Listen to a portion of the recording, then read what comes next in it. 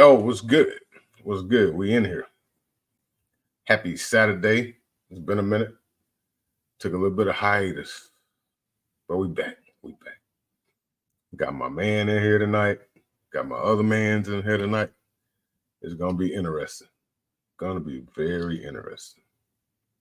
Y'all probably gonna know this one guy. Gonna let a few people start rolling in here. Got Queen Miss 357 in here. If you don't know, that's my queen. Yeah, that's right. Yeah, man, we're going to have fun tonight. If you got questions, you better get them out. One of my guests can't stay very long, so you better ask him what you can while you can. Get those questions in. I got the link pinned up here. That link is for my links and affiliates page.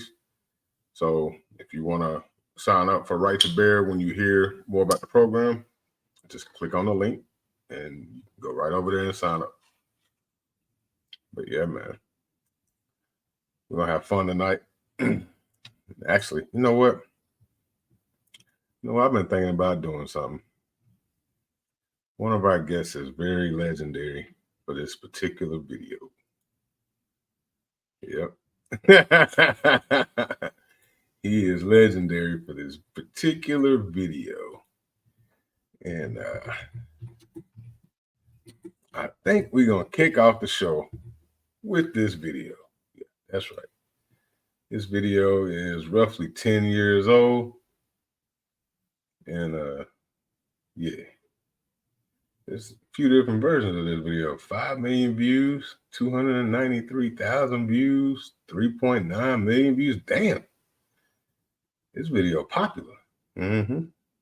So we're going to kick it off with this video right here. But first, let me share that screen. I don't think he knew I was going to do this. I'm kind of springing it on him. You're welcome, Dana. You're very welcome, my brother.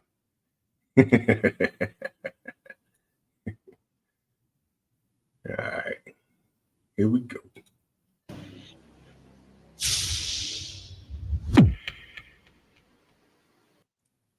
Hey everybody, James Yeager here with Tactical Response, and I got the terrorist mouthpiece with me.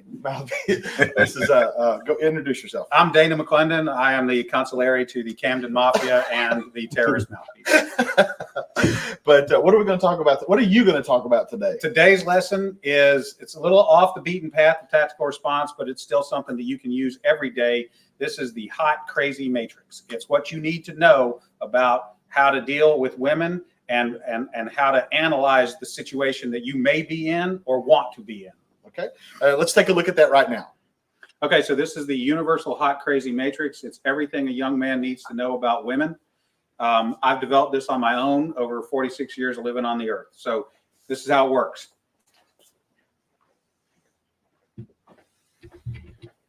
You have your crazy axis and your hot axis. Hot is, as usual, measured from 0 to 10. We're all familiar with that. Crazy is measured from 4 to 10 because, of course, there's no such thing as a woman who's not at least a 4 crazy. So you got 4 to 10. This is your hot, crazy line right here. Very important that you keep in mind where the hot, crazy line is. As a rule, this is your no-go zone. We do not hang around and date and marry women who are not, at least in our mind, a 5. So this is your no-go zone. You don't go here. We just rule this out. Life is better this way. That's the way it is. All right. Above a 5 and to about an 8 and below the crazy line, this is your fun zone. You can hang out here and meet these girls and spend time with them. That's your fun zone. But keep in mind, when you're in the fun zone, you want to move out of the fun zone to a more permanent location. Okay. So that's the fun zone above a 5, hot, below an 8, hot, and below the crazy line. This means these are most of the time not crazy. Okay. Above the danger zone, above the crazy line, we have the danger zone. This is your redheads, your strippers, anyone named Tiffany. This is hairdressers. This is where your car gets keyed. You get a bunny in the pot. Your tires get slashed, and you wind up in jail. Now that we have some of the chart filled in, we got a couple more pieces to put in. But at this point, understand something. This is not a static environment. This is a situation where you have got to use this matrix over time to develop some reliable data. It's like a dope chart, okay? Because at any moment in time, any woman that you have previously located on this chart can vanish from that location and appear anywhere else on the chart. So what you have to do is over time, collect some data. And once you have a cluster of data points, you can begin to consider that reliable. Now, moving on, you have this zone here. This is below the crazy line, above an 8 hot, but still, about a 7 crazy. This is your date zone. You can stay in the date zone indefinitely. These are women that you introduce to your friends and your family. They're good looking and they're reasonably not crazy most of the time. Okay, so you can stay here indefinitely. Now, above an 8 hot and between about a 7 and a 5 crazy, this is your wife zone. Okay, this girl, you should consider a long-term relationship. This zone is not scaled to size. This is a representation and not an actual. This is not a pie chart showing you how many of these people are out there. This is simply a representation of what you're after. You want to be 5 to 7 crazy above an 8 hot. That's your wife zone. Okay. Now, below a 5 crazy and above an 8 hot, this is your unicorn zone. These things don't exist. If you find a unicorn, please capture it safely, keep it alive. We'd like to study it and maybe look at how to replicate that. Okay. So I was explaining this to a guy one time and he said, wait a minute. I met this girl and she's like smoking hot. She's like at least a 9 and she's chill. She's totally cool. She's like not even a 3 crazy. I said, you're telling me you've met a girl, she's a 9 hot and she's like a 2 or a 3 crazy. He said, yeah, man, I like her a lot. I said, you should be careful. That's a dude. You're talking to a tranny. So you got to be careful because below 4 crazy and above an 8 hot, you're probably talking to a dude. That is the universal hot crazy matrix. All right, Dana, that was pretty good. Now, let me ask you, like for the women watching, is there a male version of that? I mean, would it also be? Oh yeah, it's a little simpler. If a dude is super hot, okay. Yeah, it's a little simpler, but we can do it real quick. It doesn't take very long at all. For women, this is your matrix. You got your cute axis and you got your money axis. Okay, and if you have, there's only 3 sections. Women have a very large no-go zone. This is for dudes who are neither hot nor have a lot of money. You'll notice over here, this is the husband section. Once you cross a line and have sufficient amounts of money, it is no longer relevant how hot you are. And then women have a fun zone here where a dude is broke but hot. That is the cute versus rich matrix for women's use. There you go. Remember, your responsibility to be ready to date hot bitches never ends. These guys. All right. So y'all know Perry. Perry's been on here a few times. And I'm introducing to you Mr. Dana McClellan or McClendon. Good evening. Crazy Hot Matrix. This guy, one video, and he's like a YouTube celebrity. Hundreds of millions of views. Oh, Perry, he lost signal. He'll be back. Hundreds of millions. I don't even know where you found that one. I just typed in no Crazy Hot Matrix, Yeah, you can probably find 20, 30, 40, 50 million right now. But 10 years ago, when it went hyper viral, it was hundreds of millions. And that's just what I could count. That doesn't that count all video, the Facebook views and all the times it's been clipped and put on Instagram and TikTok and you name it.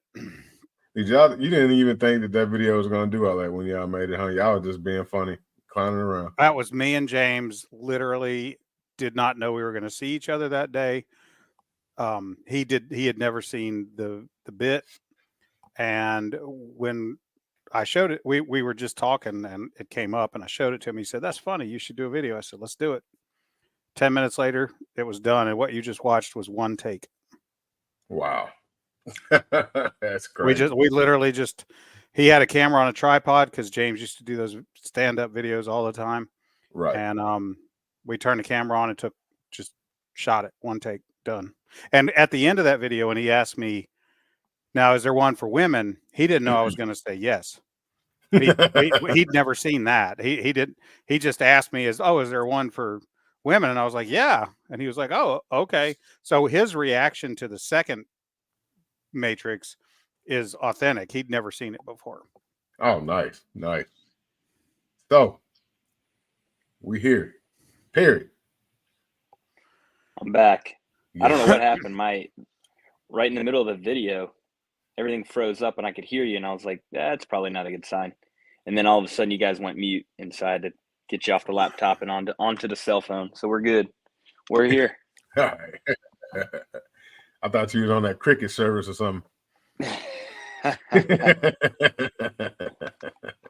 So why don't you tell us about Right to Bear, man? What y'all been up to? I know you've been having babies. Y'all congratulate Perry. You got a brand new baby, new family member. Man, So, what have we been up to? We have been. See, my first show, I was just thinking about this, was probably in February or March of 2022. Yeah, we had launched our program 5 months before that.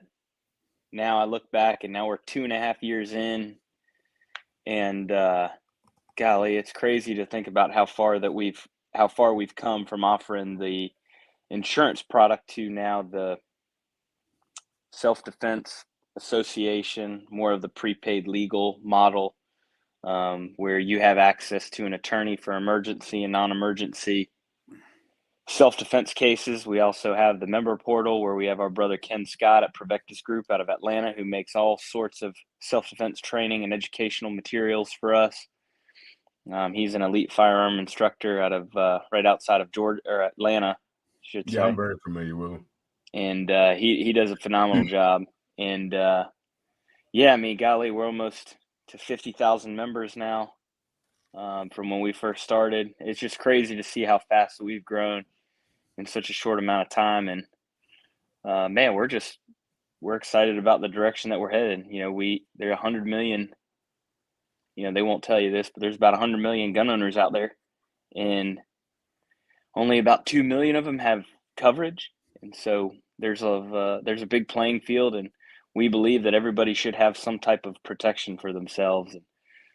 And, you know, I'm sure Dana can tell you, you go through a self-defense case or heaven forbid a murder case, the last thing you want to do is run to your computer and Google search criminal defense attorneys near me. Right. Nope. The middle of a crisis is a bad time to make a plan for a crisis. Yeah. So why don't you give me a little bit of your background, Dana, since you are an attorney and you deal with self-defense cases? I have been practicing criminal defense law for 30 years. It's not all I do. I'm a trial lawyer, so I do mostly state court stuff, criminal defense, domestic relations. Occasionally I'll do some kind of a personal injury case, but it'd have to be really good, and I have to have somebody on it with me that those are just a little different. But basically, I go to the courthouse and try cases, jury trials, bench trials, you name it. Okay. I've handled cases. I'm in Tennessee, been practicing in Middle Tennessee predominantly since 1993. But I've handled cases from Memphis to Mountain View. So, okay. Mountain City, that is. Sorry. Okay. So what changes have y'all made to the product model? I know y'all went from the insurance model to more like a legal, more of a, what is it? Legal defense. Yeah, Yeah. that's right. Yeah, we haven't, honestly, man, we haven't made any changes to it. When we first flipped to offering it in the form of an association, right? So you become a member of our group, and one of the benefits is access to an attorney. We send out a newsletter updating them on different law changes. Like, for instance, in March, South Carolina went constitutional carry. And so we had a nice little write-up educating our members on, what that looks like, not only for South Carolina residents, but what overarching 30,000 foot view, what does that mean? A lot of people don't fully grasp the details. Now every state is different, but just offering the educational piece that I think a lot of the folks out there are missing, right? When you own a firearm, and if you're carrying a firearm, that's a big responsibility. So trying to stay ahead of the game by educating our members on different law changes like that. And then we give our members access to our attorney network for non-emergency questions, right? So if they're traveling from Georgia to Tennessee, they have access to contact one of our attorneys in the state of Tennessee to answer some of the questions they might have. So it's a really unique program. We're excited about, listen, we've kind of found our nice little niche in the market. And now we're trying to focus on branching. We'll never leave the firearm industry, but focusing on other people that are outside of the firearm industry, because they need the product too, right? Our biggest hurdles, everybody in our space has heard of USCCA or US Law Shield or whoever. But if you break outside of that 2A industry, very few people know that a product like that even exists, right? So trying to get in front of as many people as possible that, are not, checking their phone and email for, new updates from Palmetto State Armory or Glock or Smith & Wesson or whatever. They're more or less, they've purchased a gun, 10 years ago for defense. They got their concealed permit, but now they really haven't done anything after that. So those are the people that we're trying to get in front of now too. Okay. So when it comes to self-defense cases and stuff like that, I know when you first came on, y'all hadn't really had any at that point. Mm-hmm. And I know since then, y'all have had several come up. Mm-hmm. Yeah. How is that working? Because we see companies like USCCA where they're denying coverage to people based on certain situations. Are you all, if they don't feel like, basically, if they feel like they can't win that case, they're not taking it. So how are y'all different from them in that aspect?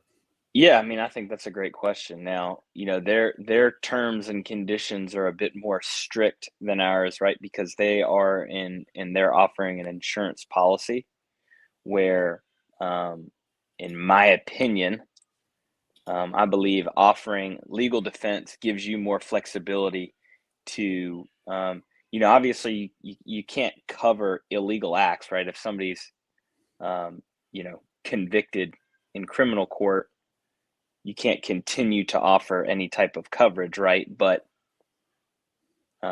being charged with one, there's a lot of gray line, a lot of gray there, as Dana will tell you.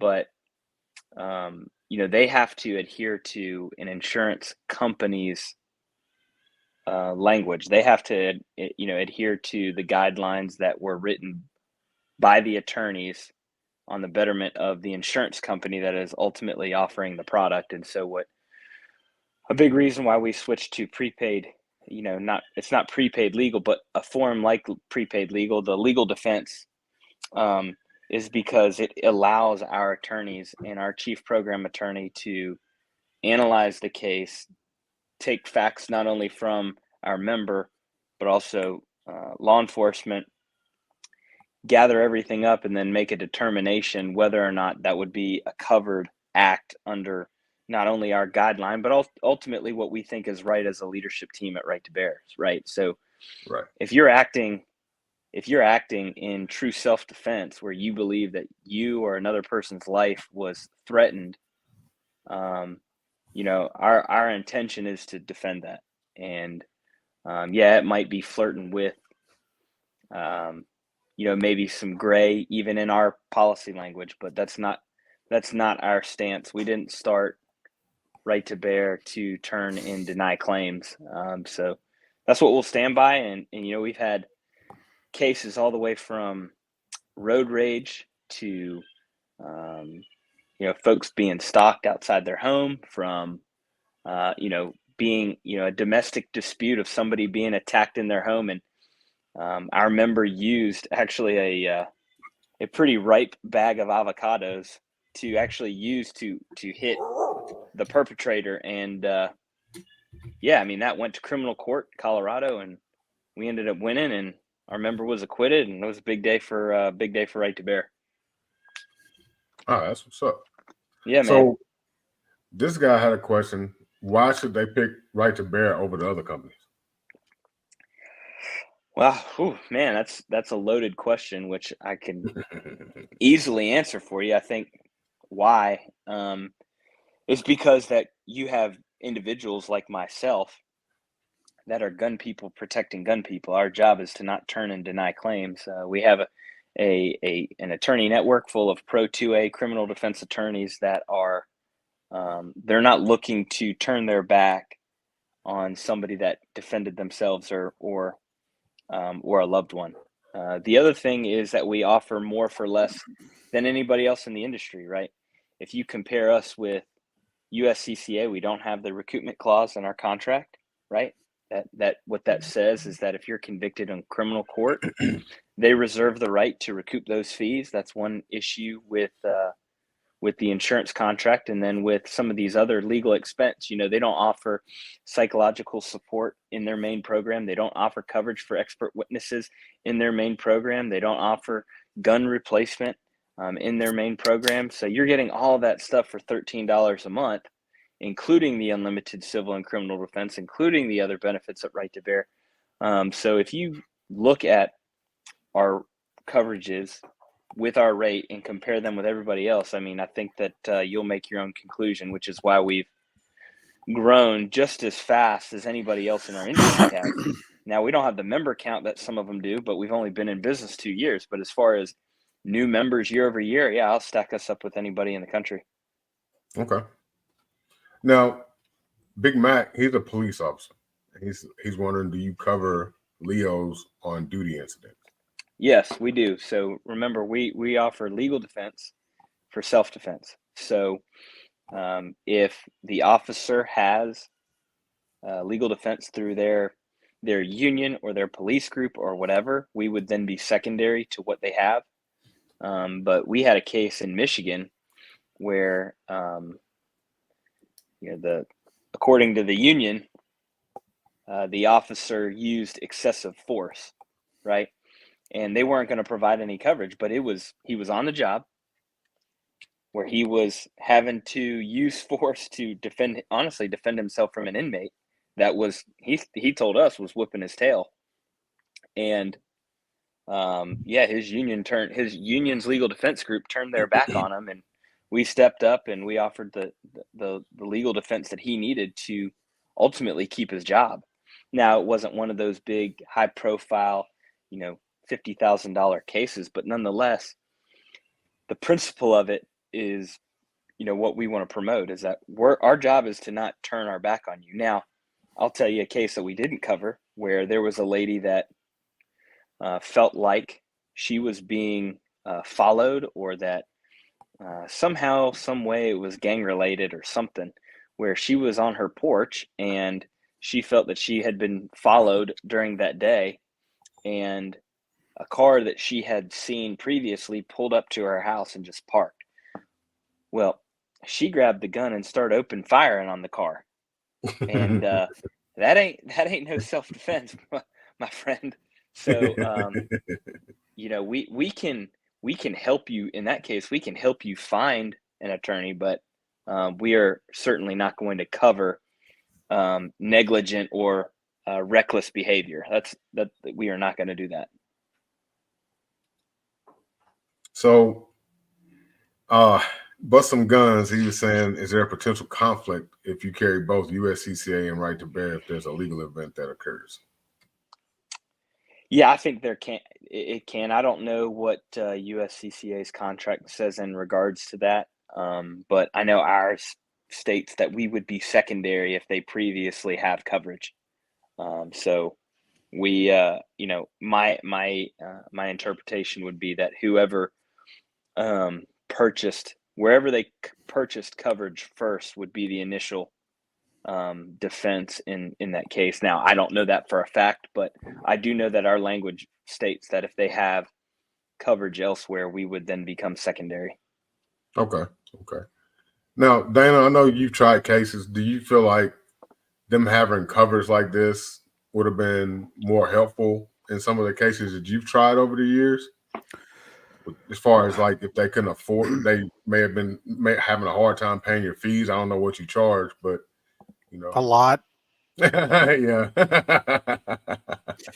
I'll say this as to all of these policies and plans and coverages.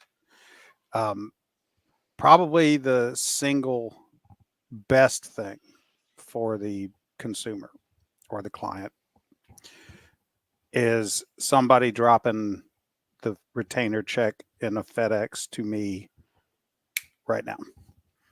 You want a lawyer on the job as fast as possible. Right. Immediately. You do not want to be I tell people the same thing. If you're going to carry a gun, I have a whole lot of other advice and recommendations, but two things. One, have that one call plan. The one call plan is you make one phone call from custody, and the person that you call has the means and the resources and the mindset to get your ass out of jail straight away. Because the longer you're in jail, the worse this gets. Because you're going to run your mouth. You're going to call your mama on the jail phone. You're going to say or do something while you're in custody, and it's going to make the case worse.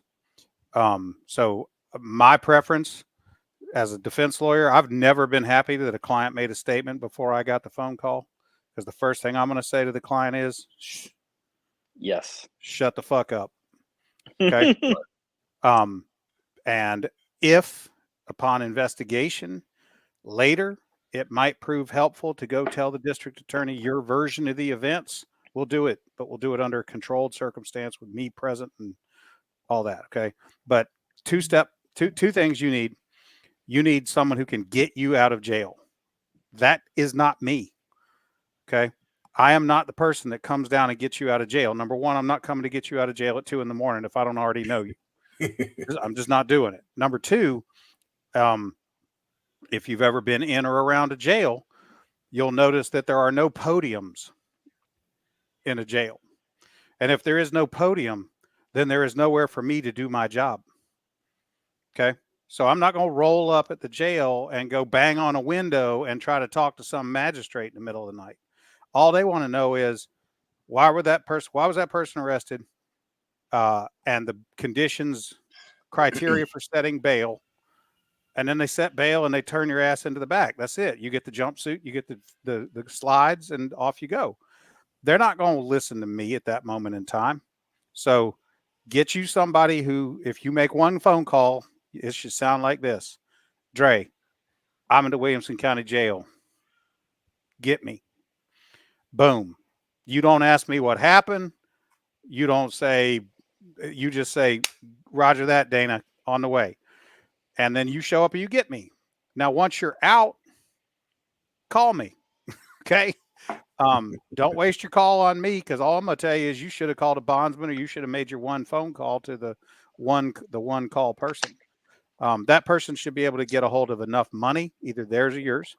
That person should have, should be somebody that's responsible and level-headed enough to take care of that business at whatever time of day it is. And that person should be somebody who will drop what they're doing and come get you, because your lawyer, need you out of jail. Then in the morning, call me. Then we'll have a conversation about what it is and what the fee might be. but I'm not going to do nothing until that fee is paid. I'm not going to take payments. I'm not going to take chickens. You got to have cash money Dana, before I walk in. Yeah. Dana, I got a question for you, brother. Because every attorney is different, right? You're in Tennessee, right? Mm-hmm. Give us a ballpark. You don't need an exact number, because this is the most shocking part that we run into all the time. What is your typical, within a $10,000 range, a retainer for these folks to speak to you to engage your business? You just want to talk to me? I'll talk to you. That's free. You want me to put on a suit and leave my house? That's a whole different thing. Okay. Yep. You call me and say, man, I just got out of jail. I need, I'll talk to you for 30, 45 minutes, an hour for free. But I'm very selective. I'm at the point in my career where I tell most people no. Okay. But if you shot someone in public, that's all I need to know to tell you we're starting at 50 grand, maybe 100. Yep. And that's before I even know whether they're dead. If they're dead, 100 is just to make sure, from my perspective, that you can pay the rest of it. So, I mean, if you discharge a weapon and someone is struck in public, that's an easy 50,000 or good luck. Keep you. Isn't that crazy? Shit, you made me fire up a cigarette on that one, Dana. Hey, man, I ain't trying to sound like an asshole, but Rolexes ain't cheap.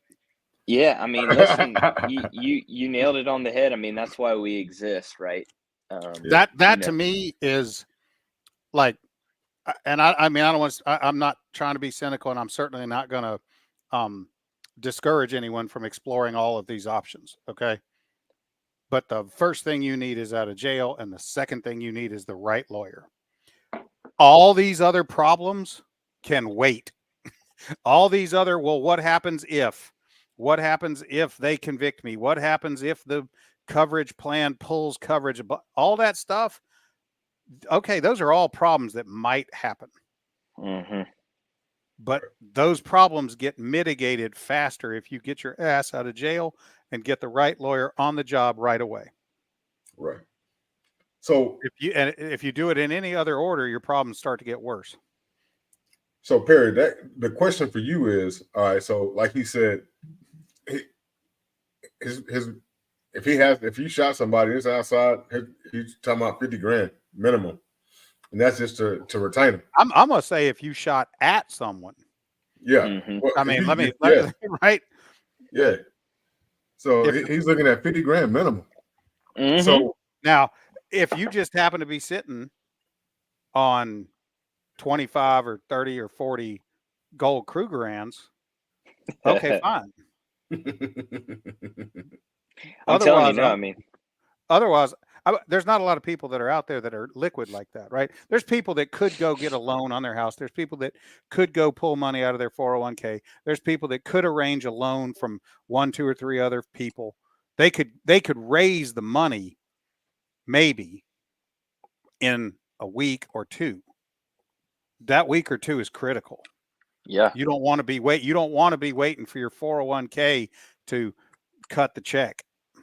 You don't want to be waiting for your grandma to get the money out of her account or anything. Now, my question here is, why would you want to liquidate your 401k when you can spend $145 a year? Well, that's certainly a good sales plan. Right. I'm just saying, if you happen to get caught slipping, yeah, there are people who could raise the money with a HELOC on their house or borrowing money. But yes, you're right. And that's why I said the first thing I said was, to me, the number one advantage is that money is available right away. And if the policy or the plan provides bail money, better still.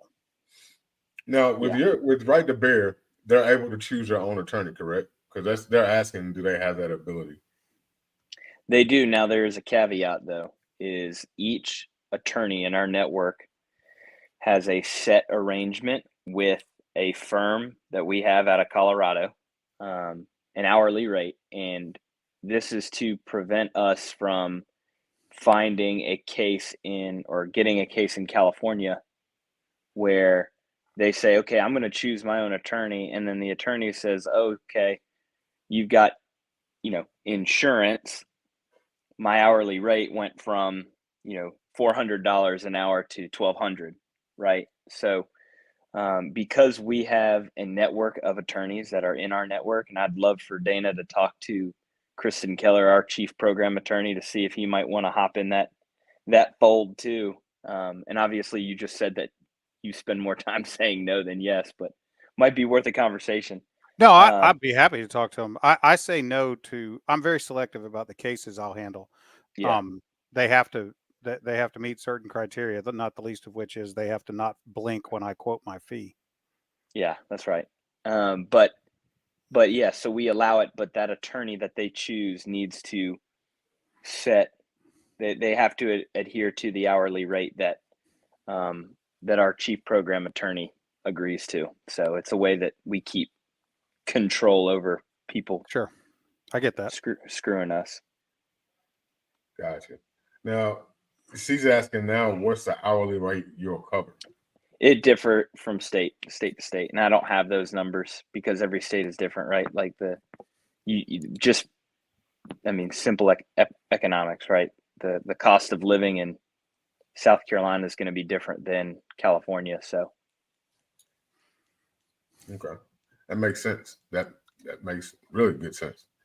So essentially, like Dana was talking earlier, he said his statement was, if I'm gonna take your case, I need FedEx to deliver that check ASAP. How quick would the attorney be able to get their money if you decided? So say I got in a situation, I hired Dana. Mm-hmm. How quick can he get his money so he can get in the courtroom? Well, yeah, so that exact example is a little bit different because right now Dana's not one of our network of attorneys. But if we do have a network, or if Dana does become or was in our network, it's immediate, right? Because then he would then reach to the Keller firm and then would receive the funds through right to bear, immediately. So, once the case was, once our emergency call was answered and we were able to do our due diligence on what happened, it's a really quick turnaround. Within, 12 hours for sure. So that's just from experience, right? So our process works is member calls the AttorneyAnswer Hotline. Attorney's going to pick up the phone, basically say what happened. They're going to go through the case, and then, from there, they're going to take all of the facts that were given to them. My interpretation is they're going to go and speak with law enforcement or whoever's handling the other side and try to gather as many facts about what happened in that incident as possible, to ultimately make a coverage determination as was this individual acting in self-defense, right? Because we're not just all criminal defense, right? If you go out and simply commit a crime, where that's not something right to bear. It has to be a self-defense matter where you used any weapon of opportunity, right? Whether it be a firearm, a baseball bat, frying pan, bag of avocados, like I mentioned earlier. I'm gonna recommend against poison. Yes. Yes, stay away from the poison. Poison has some premeditation feel about it, but yeah, I know. We had Lisa come up from your company to our church, and some people signed up. Awesome. And she was saying, if you use your hands and your feet and you stomp a mud hole in the guy that was trying to rob you or whatever, you're still covered.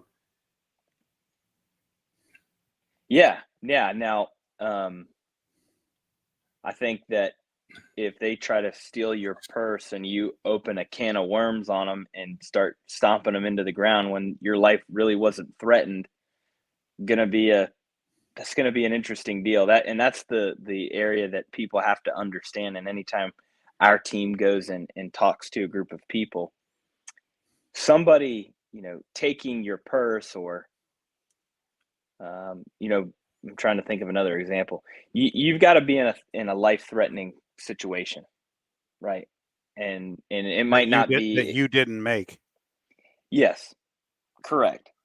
And you've got to be defending yourself. Now, I don't think that you would need to necessarily stomp somebody's face into a mud hole from taking your purse, right? So at that case, you probably could have gotten your purse back because they're face down into the concrete, right? Now you might be facing some criminal charges for aggravated assault, right? So but yeah, so if you were trapped, you're at the gas station, somebody pinned you up on your car, and you got to give them a couple right hook and then a knee right to the groin. Yeah, we're gonna defend that. And you were charged criminally for that, or a family turned around and tried to come after you civilly. Yeah, that's something that we're gonna defend, all day, every day. Okay. Now, my man here, he said, do y'all do annual payments or is it just monthly? And do you have attorneys in Detroit? I already told him we do the annual stuff. Yeah. So the second half of the question is, do you have attorneys in the Detroit area? Yes, we do. I think I know we only have one, and I cannot think of the gentleman's name at the moment. We have, I think there's like 150 that are in our network right now that are scattered all across America. So I apologize for not having the Detroit attorney's name ripped off the top of my dome, but we do we certainly do it in every major city. I do know that for a fact. And then Siege, she said, is the initial call answered by an attorney? Yes. All right. Dan, I have a question for you, actually. Mm-hmm.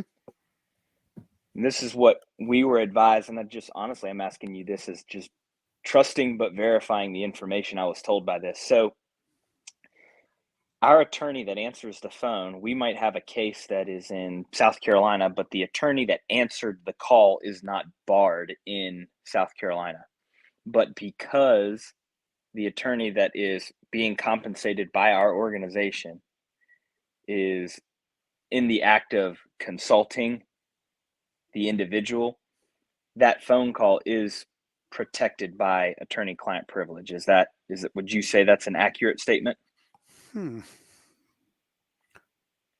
That's what we were advised when we were starting our company, and every time it comes up, I'm always like, I try to get different angles to it, but it certainly is an interesting question. My initial reaction is probably it is privileged because you are consulting with an attorney. So I think yes, because I'm not sure that the privilege only attaches if that lawyer could show up at the courthouse that you might be at. Mm-hmm. So I think probably that the answer is yes, that would be a privileged conversation. See, well, good. Who determines if ultimately the jury? Yes. Before that, potentially the district attorney. Before that, potentially the detective. But ultimately, if the detective and the district attorney think it's not a self-defense case, or if they think, for whatever reason, we'll let the jury decide, ultimately the answer is going to be given to you by the jury. And theoretically, potentially, maybe after that by the judge. Okay. And Carmen, she asked, are children covered as well? Yeah, fortunately, we have the minor children coverage, which is an add-on, right, for another $4 a month or $35 a year. That if your child that's under the age of 17 uses defense in a life-threatening situation, then yeah, we're going to defend your child. Okay. Now, she asks again, do you cover the civil trial or the trial and judgment if there's a judgment against you? Civil trial, yes. Judgment, no. we do not cover the civil judgment. That is one of the big differentiators between offering an insurance product and a legal defense. The judgment would serve as us covering the judgment would serve as us indemnifying the member, which we don't do because we're not an insurance policy. That is the number one downfall of I guess of our program. I will tell you that very, very few, and I know that's not a good sales pitch, but most of the time the self-defense cases, they go criminal first, and in my experience, we haven't seen a ton go to civil court, let alone get all the way to where you're getting a damage awarded against you. Now, does that mean that can't happen? Of course not. You look at the high profile cases, and more times than not, if it's a high profile, you're going to have a judgment, but that's not something we cover. We're going to cover the defense of it. And hopefully we've surrounded ourselves with some rock star attorneys to keep you from having to pay a damage. All right. So she put some clarity on that previous question. She was wanting to know who at right to bear determines if something's will be considered self-defense, and can right to bear say it's not self-defense, we're not covering. Yes. I mean, we absolutely can. So between our chief program attorney, Frank Cannon, our president, and myself. He's a great guy. Yeah, he is a great guy. We all ultimately take all of the facts of what we have done and our attorneys have done through discovery to determine whether or not the incident or the act will be covered under right to bear. Because we pay a portion of our revenue on the front end to our attorneys.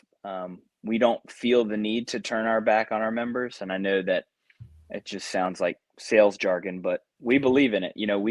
We started Right to Bear 2.5 years ago, knowing that there were two major players already that had the market, on stronghold. And, from the outside looking in, probably didn't look like a super wise business decision to get into a pretty captivated market by two competitors. But, we believed in it. We felt that there was a need for it. An additional player. We felt that there was a need for somebody new that, we're gun guys. We go and shoot on the weekends. We go and we practice and we train. And, I'm not saying our competitors aren't, but to have folks that are actually in the industry that have the understanding, we come from the insurance side of things. Now we're not attorneys. We can't give legal advice, but we believe that what we've done is we've offered a more affordable and more well-rounded program, which is a big reason why we've grown so fast. Okay. So Wiggins, he's asking if you lose the case and a shooting is ruled by a jury to be not self-protection, does the member have to repay the legal defense? No, that goes back to a couple of our competitors that they have it in their insurance contract that they hold the right and they reserve the right to recoup their fees if you are convicted in criminal court, and we don't want to do that. That'll be the first letter you get. Yeah. You make a claim with an insurance company, the first thing they're going to do is say, we're going to get a lawyer for now. Yeah. But at any given minute, we might bail and we might come back and ask for you for all the money back. Yeah.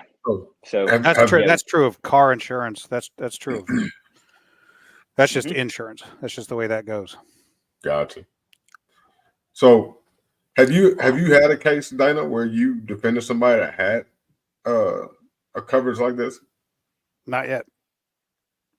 I've had a few that I've not had to go to court for a covered or member. Okay. So looking at your product as it is now versus the other two competitors,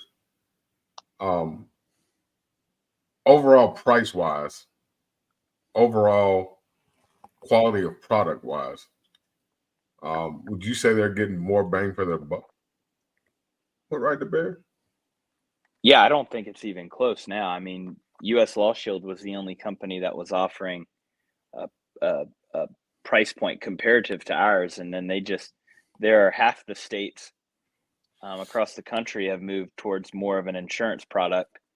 So the base level is $24 a month, where our base level is $13 a month. So the big reason that those plans are more expensive is, listen, we launched as an insurance product, and I know how much the insurance companies want to, as far as percentage of revenue, so they can put funds away to, reserve in the event that $1 million case might happen, and which is why they have to charge as much as they do. And that's not who we are. We're more tailored for the blue collar American that, they don't know this product exists. And then when they do, we want the barrier to entry to be as little as possible, so they can at least have some type of protection, right? Okay. Dana just said 30 minutes ago that you're looking at $50,000 if you use a firearm in public. And I mean, $50,000 will, that'll buckle you up quickly. Yeah. The average person probably don't even make that a year these days. No, no, and we have an attorney spokesperson of ours who does some YouTube content for us, and he said, good lawyers aren't cheap, and cheap lawyers aren't good. He says that in all of his videos, and it's just so true. And I mean, Dana's laughing right now because he agrees. People ask me all the time. I teach a lot of firearm stuff. I teach a lot of self-defense law seminar type stuff, and people say, "Oh man, could you come to Alabama?"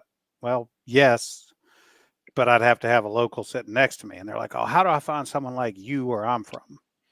And I say, "Okay, you want to find someone like me where you're from? Here's what you do. I want you to find out whatever county you spend the most time in has got a courthouse. Go to that courthouse on what's called Criminal Motion Day. You should look for a docket with, depending upon your courthouse and your population center, you're looking at, you want to be watching arraignments, motions, pleas, sentencing. They're typically stacked up on one day. Okay. You don't need to go see a trial, because then you're just going to see one lawyer. Go down there when there's going to be all or most of the criminal defense lawyers that are regularly in that courthouse there at the same time, and watch. Okay. And there's going to be a lawyer show up, and you're going to know the second he walks through the door, that's a lawyer. Sometimes lawyers show up and you don't know. That lawyer is going to have a suit that fits. His shoes are going to be shined. His watch is going to be nice. He's going to walk in the room like he owns it. He's going to walk right through the gate that goes up to the front where only the lawyers go. The deputy who's running security is going to say, "Good morning, Dana." He's going to talk to the clerk. She's going to know him. There's a door in the back of the courtroom that people don't just go walking through. He walks through it and comes back with a cup of coffee. And when the judge comes on the bench, the judge says, "Good morning, Mr. McClendon. You got any cases today?" "Yes, Your Honor, I do." That's the one. The one with the busted suit and the tie all off to the center, that can't button his shirt because he got an extra 30 pounds of fat since he bought it, and who has to tell the judge twice who he is. That ain't the one. Yep. Makes sense. Siege is asking, is there an exclusion for domestic dispute situations, and do you provide coverage for red flag issues? For the domestic dispute, no, there is not an exclusion. Now, if the defense is, if the perpetrator, the attacker, the enforcer wants to turn around and claim self-defense, then yes. So that would be the exclusion part of it.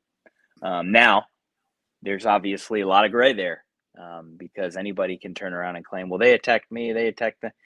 That's part of the due diligence process of what our attorneys are going to do. They're going to take the call. They're going to figure it out. They're going to speak with law enforcement, and ultimately do some type of a discovery to determine, who was indeed actually defending themselves over the other. And I'll tell you, in our one case that that we had and have had so far, domestic dispute wise, you would think that it's the female that is defending themselves over the guy. In our case, it was the opposite. We had a gentleman that was being attacked by an ex-girlfriend that had a knife, kitchen knife, coming after him, and that was when they used. You think this might be funny and it might not sound real, but it is. The guy used a bag of avocados that was on the table to turn around and just, he said he smoked her. And he did, and then he unfortunately was charged criminally for it. And after the discovery, it went to trial, and ultimately was found not guilty and was acquitted of the charge. And we felt pretty pumped up that we stepped up to defend the guy. Now, Okay. he didn't use the firearm, so the initial fee was not $50,000, but let me tell you, it was. I might have done that one for free. My man put her down with a bag of avocados. Yeah, that's right. So I mean, it's scary, man, and people don't know because they're not educated. Nobody, a lot of people don't have a clue. A lot of people, like I've said, they don't know that a product like this exists. So, you knock out your ex-girlfriend, she's laying there in your kitchen, and you're sitting there like, oh my God, my life is over. Like, right. I'm either going to jail or I'm going to now have to defend myself. You don't know if the news is going to take a hold of your story and try to make you as the example, and you're losing your marbles, right? So you've got to find a legitimate attorney to defend you. Well, that's not the time, You should know that dude should be in your phone right now. Yeah. And so that's as the case may be. That's the reason why we have the attorney answered hotline, is that we have, our ask is, when people sign up in classes, at workshops, at seminars, whatever the case might be, put the emergency phone number in your speed dial in your phone, so you can just call it and get help immediately. Because, calling your mama and them is not a good strategy. And then next thing you know, you're running your mouth, like Dana said, telling them God knows what. I mean, I can't remember there was a case where a guy served 10 years in jail over something he didn't do, but because he was near the situation where it happened, he told somebody over the phone he told the police when they arrived that the individual was wearing like a blue shirt, and then the guy ended up wearing like black shirt. Well, because he couldn't clearly see, he told law enforcement one thing, and then it ended up being another. Well, then law enforcement then thinks that the guy's lying and served 10 years in jail because of it. And I mean, Dana nailed it on the head. Just shut up. Don't say anything. Your one call shot better be exactly who you need it to be. So we've had cases where, the one call was an individual calling a parent and the parent calling us. Right. And so fortunately they made the right call, but you definitely don't want to call just a casual friend and I need you to scrounge up, $25K for bail. And right. Then, and don't call me from the side of the road when the police are giving you lawful orders. Yeah. So yes, you are being detained. I'm a card carrying member. I have been since before I even met Perry. Honestly, I'm not even. How did I even meet you, Perry? Did I meet you at the gathering the first time? Is that where we met? No, we met in person there, but I had already been on your show at that point. I have no idea. Honestly, I may have sent you an invite through AvantLink, and I know that you're a big Palmetto State Armory fan, and you had seen our advertising through them, and I think that's how you signed up originally. And then when you got the invitation through AvantLink is when is when I came on your show, maybe like a week later, and then you came down to the gathering after that. Yeah. As a matter of fact, when y'all first started, y'all were giving away receivers, lower receivers with y'all's logo on it. Yep. And the last time you were on, I actually gave away the receiver I got when I signed up originally. That's right. We need to get that program back. I'll talk to the guys at PSA and see how we can get that fired back up. That was pretty neat. Those were that was pretty awesome. They were badass, man. The little bear. Yeah, they were nice. I need another one now.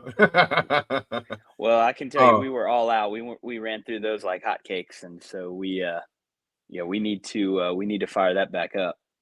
Oh yeah, for sure. See, that's where can we read the entire right to bear document that details what is and is not covered? So you can email our customer service line, and then if you are already a member of ours, it's in your member portal. Okay. So when you sign up for Right to Bear, you can go to our website, protectwithbear.com.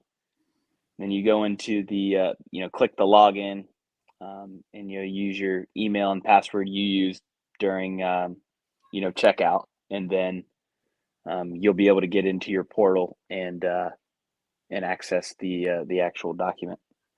Just make sure you don't use the website Perry just gave out until after you sign up. No, use my link to the website to sign up. use Big Dre's link, sign up, and then you'll get it in there. If you're one of those folks that are, highly skeptical, you can go to Big Dre's link. You'll see the customer service email, and then you drop us an email, and they'll get back to you. And then go back, click his link, and sign up.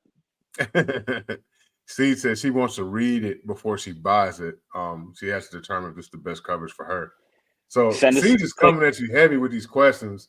Oh, and these you are can't great. tell she's in the insurance business. So. Good. Yes. No. Send her. Send an email to the customer service line. They'll get to you probably tomorrow at some point. I don't know when because it's a Sunday, but they'll get to you. They'll send you the email with the contract, let you read over it, and then when you determine, because you're smart, that we got the best plan out there, you'll be able to go back, use Dre's link, and get it moving. Yes, sir.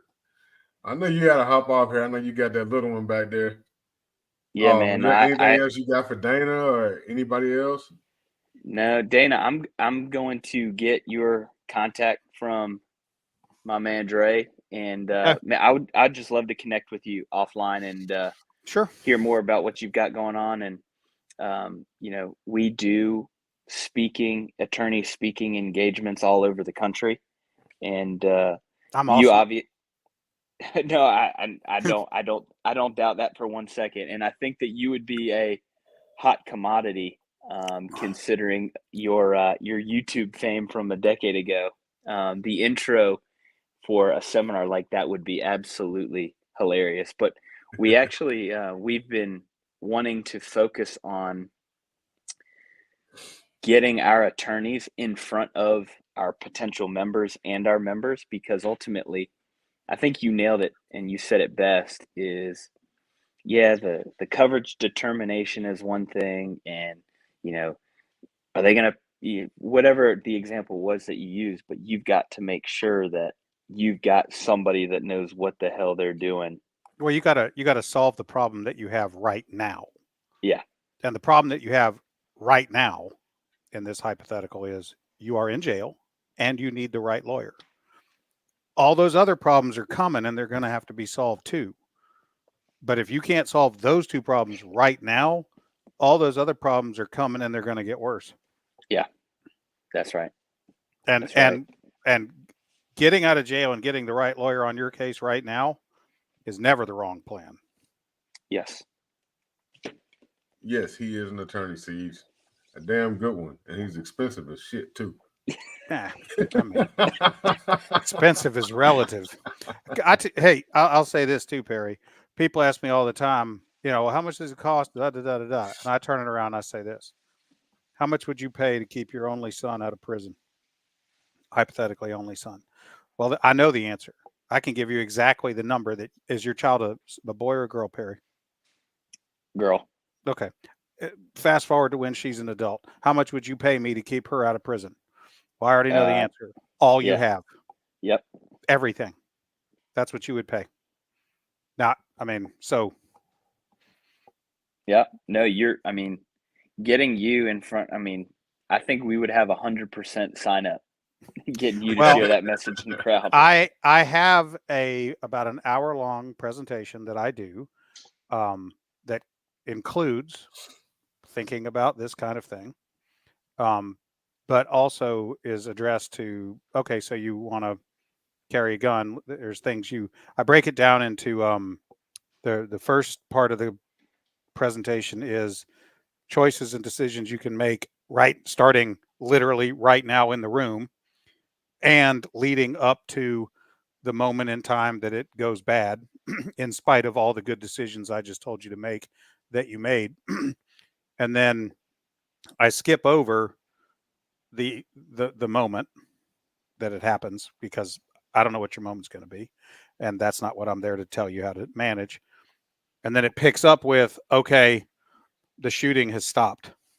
Now what? And takes you all the way through what it really looks like. Because my experience has been that there's a couple problems with people walking around with guns. Or let me be more precise in what I say. People walking around with guns have a couple of problems. One of which is it is far too prevalent for people who occasionally or frequently or even always carry a gun to have in their mind some ridiculous narrative where the event occurs and they happen to be the hero, and they have intervened in a situation where the police show up and pin a medal on them, and the mayor gives them the keys to the city next week. No one gets hurt except the bad guy, and they're hailed as a hero, and then they're on Tucker Carlson's show talking about the Second Amendment. That's a ridiculous scenario. If you produce a gun in public and make it get loud, you're going to jail right then and there.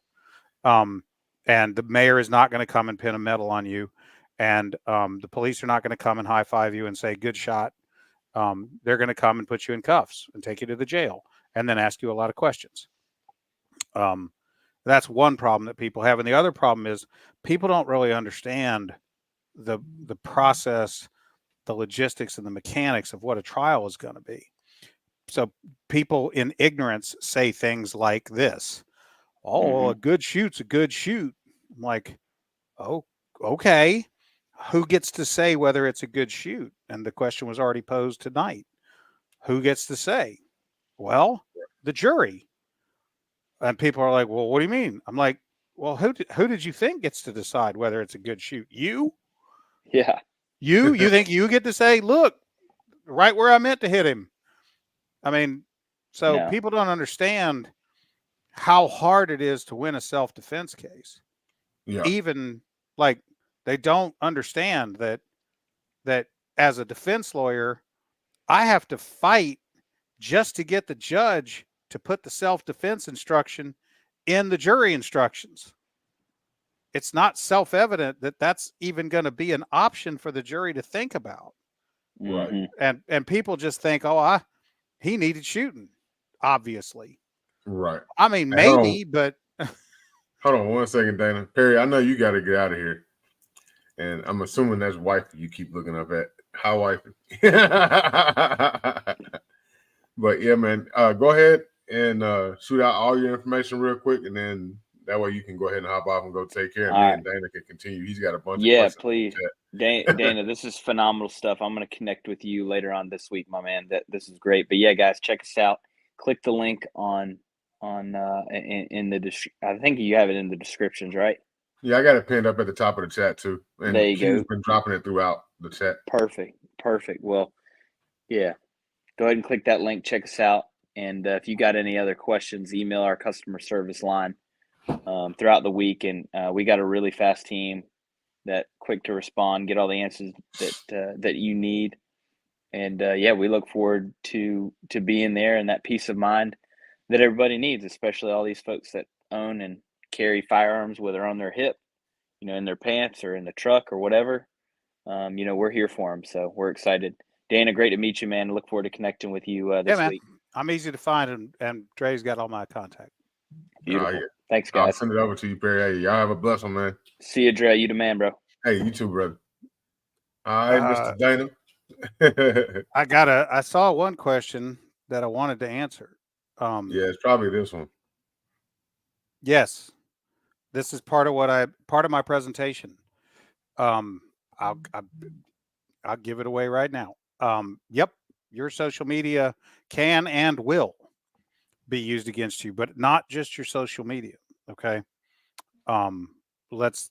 So the presentation that I give, I start with saying to people, I'm going to now give you some advice to help you make decisions starting right this now before you leave the room that may help you get the best outcome in the event you ever have the worst thing possible happen, which is that you end up having to use a weapon for self-defense in public or private even. Right. And that advice and the decisions that you can make starting right this minute include, don't post stuff on social media about your, I don't think you should, personally, I think you shouldn't post on social media anyway, but definitely don't be posting stuff like clipping the latest riot where they're stopping cars on the interstate and beating on hoods and windshields, and then put something underneath it like, man, if anybody ever did that to me, I'd start blasting. Yeah. Or something stupid like that. But it goes further. And when I give this presentation, I'm frequently in a gun store. And frequently people have arrived in their gun store getup. And what I tell them is, don't be wearing t-shirts, hats, buttons, stickers, all that stuff that identifies you as a gun nut. Don't put stuff like Punisher stickers and stupid shit on your gun. Don't put that stuff on your car, right? Like, don't put a Punisher sticker on your car. And the reason for that is that, let's just say that you're down at the Stop and Rob, and that's where this event happens.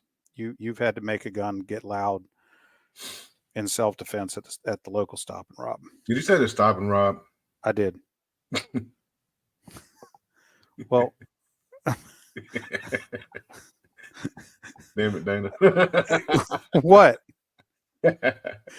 Well, I try to use words and phrases that impart my meaning quickly. So if I say the Stop and Rob, you know exactly what I'm talking about. Yeah, you talking about it's down right. Peterson Road. It's right next to the Title Pawn place and not far from the liquor store. So but let's just say it happens. The police are going to bring a photographer out, and that photographer is going to take 10,000 pictures of the scene.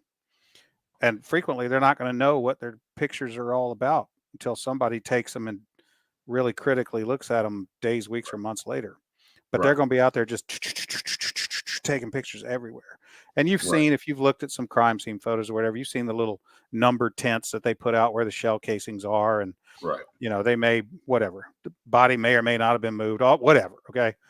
But as a criminal defense lawyer, if you decided that morning or that week or that month or earlier that year to paste your car full of gun nut shit, put on your Glock t-shirt, wear your NRA hat, put a Punisher logo on your gun, on your 45 grips, and then you went to the Stop and Rob and smoked somebody, you've created, and your social media is chock full of this insanity.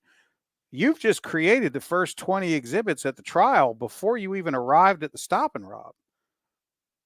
You just handed the prosecution exhibits 1 through 20 that were entirely within your control, that did not need to exist at all, and that start, because trials, people think trials are about facts.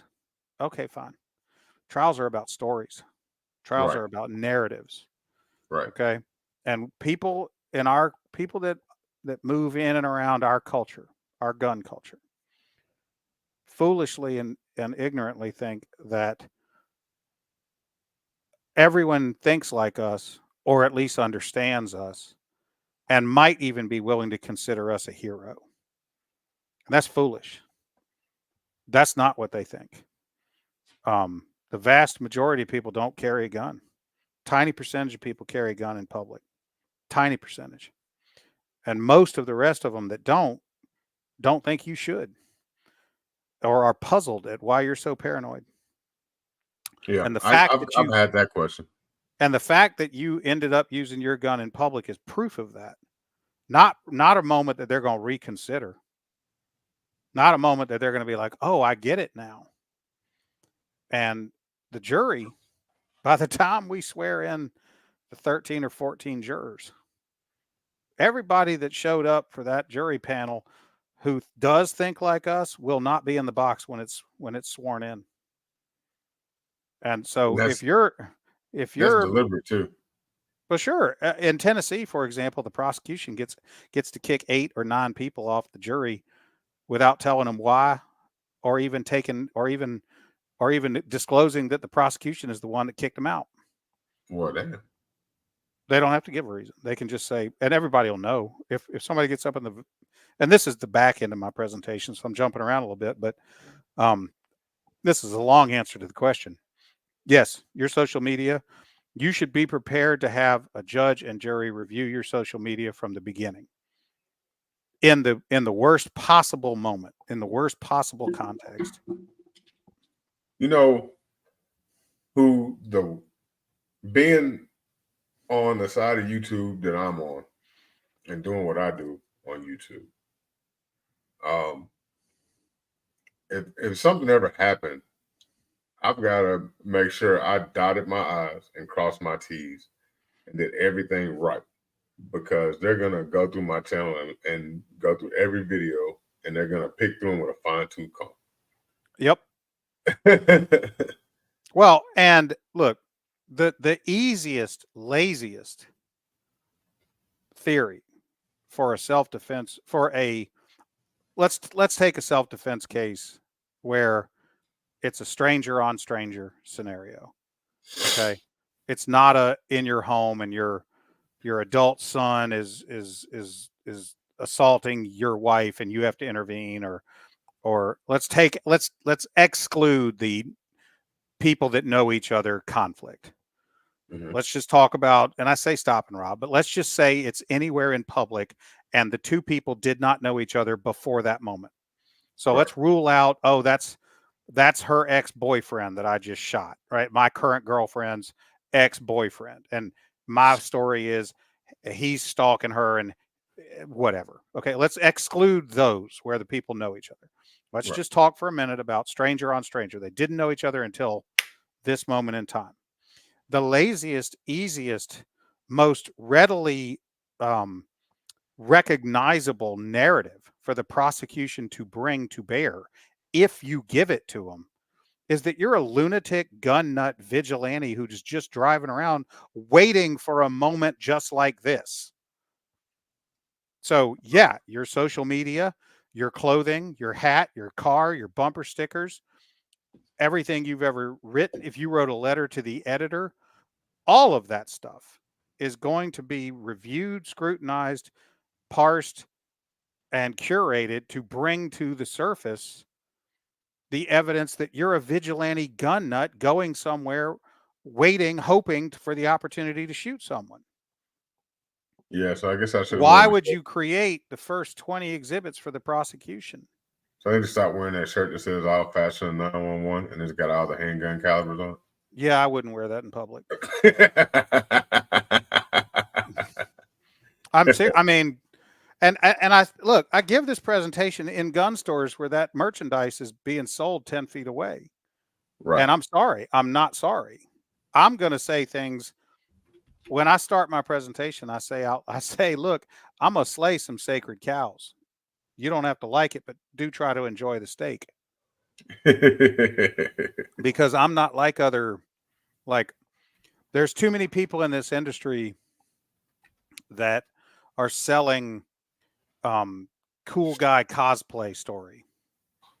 Okay, where somehow you're going to know that this thrice convicted violent felon has decided that today's the day he's going to get his card punched, and you just get to be the hero who does it. Right. There's just too damn many people in the industry trading on that kind of cosplay fantasy, and too many people purchasing it.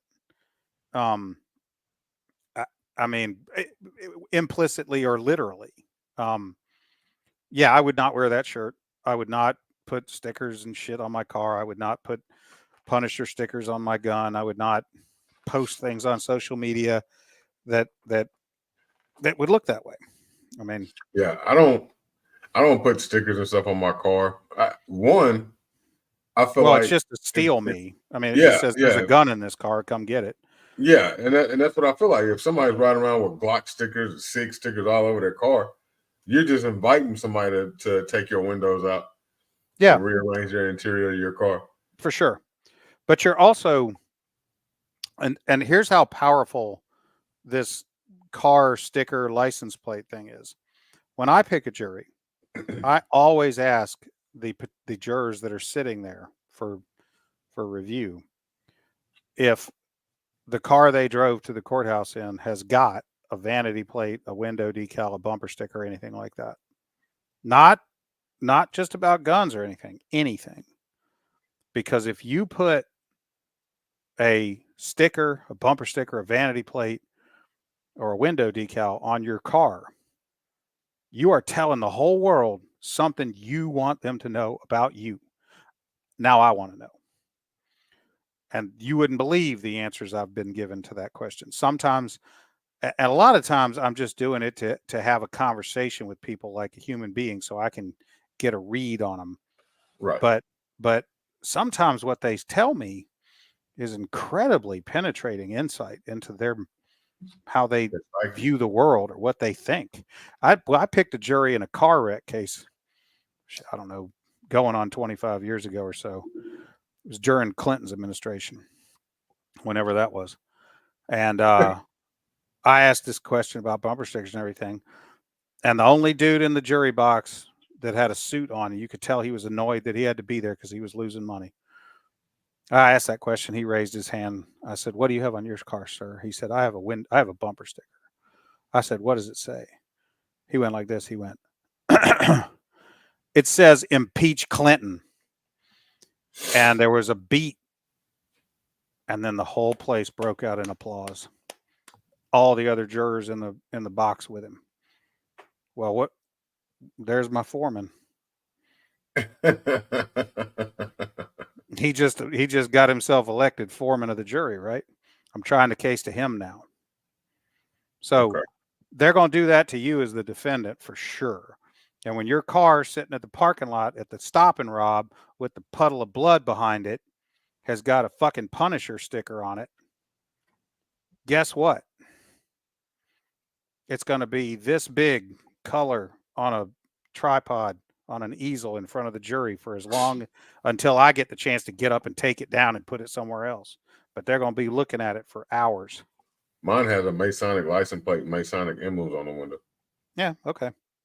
Yeah. I mean, I'm speaking specifically about firearms and Second Amendment and, you know, don't tread on me and all that, all those politically charged things and Second Amendment guns. If you've got a my kid's an honor student at such and so elementary school, congratulations, whatever. Hey, that guy might be the doggone next mass shooter. Could be.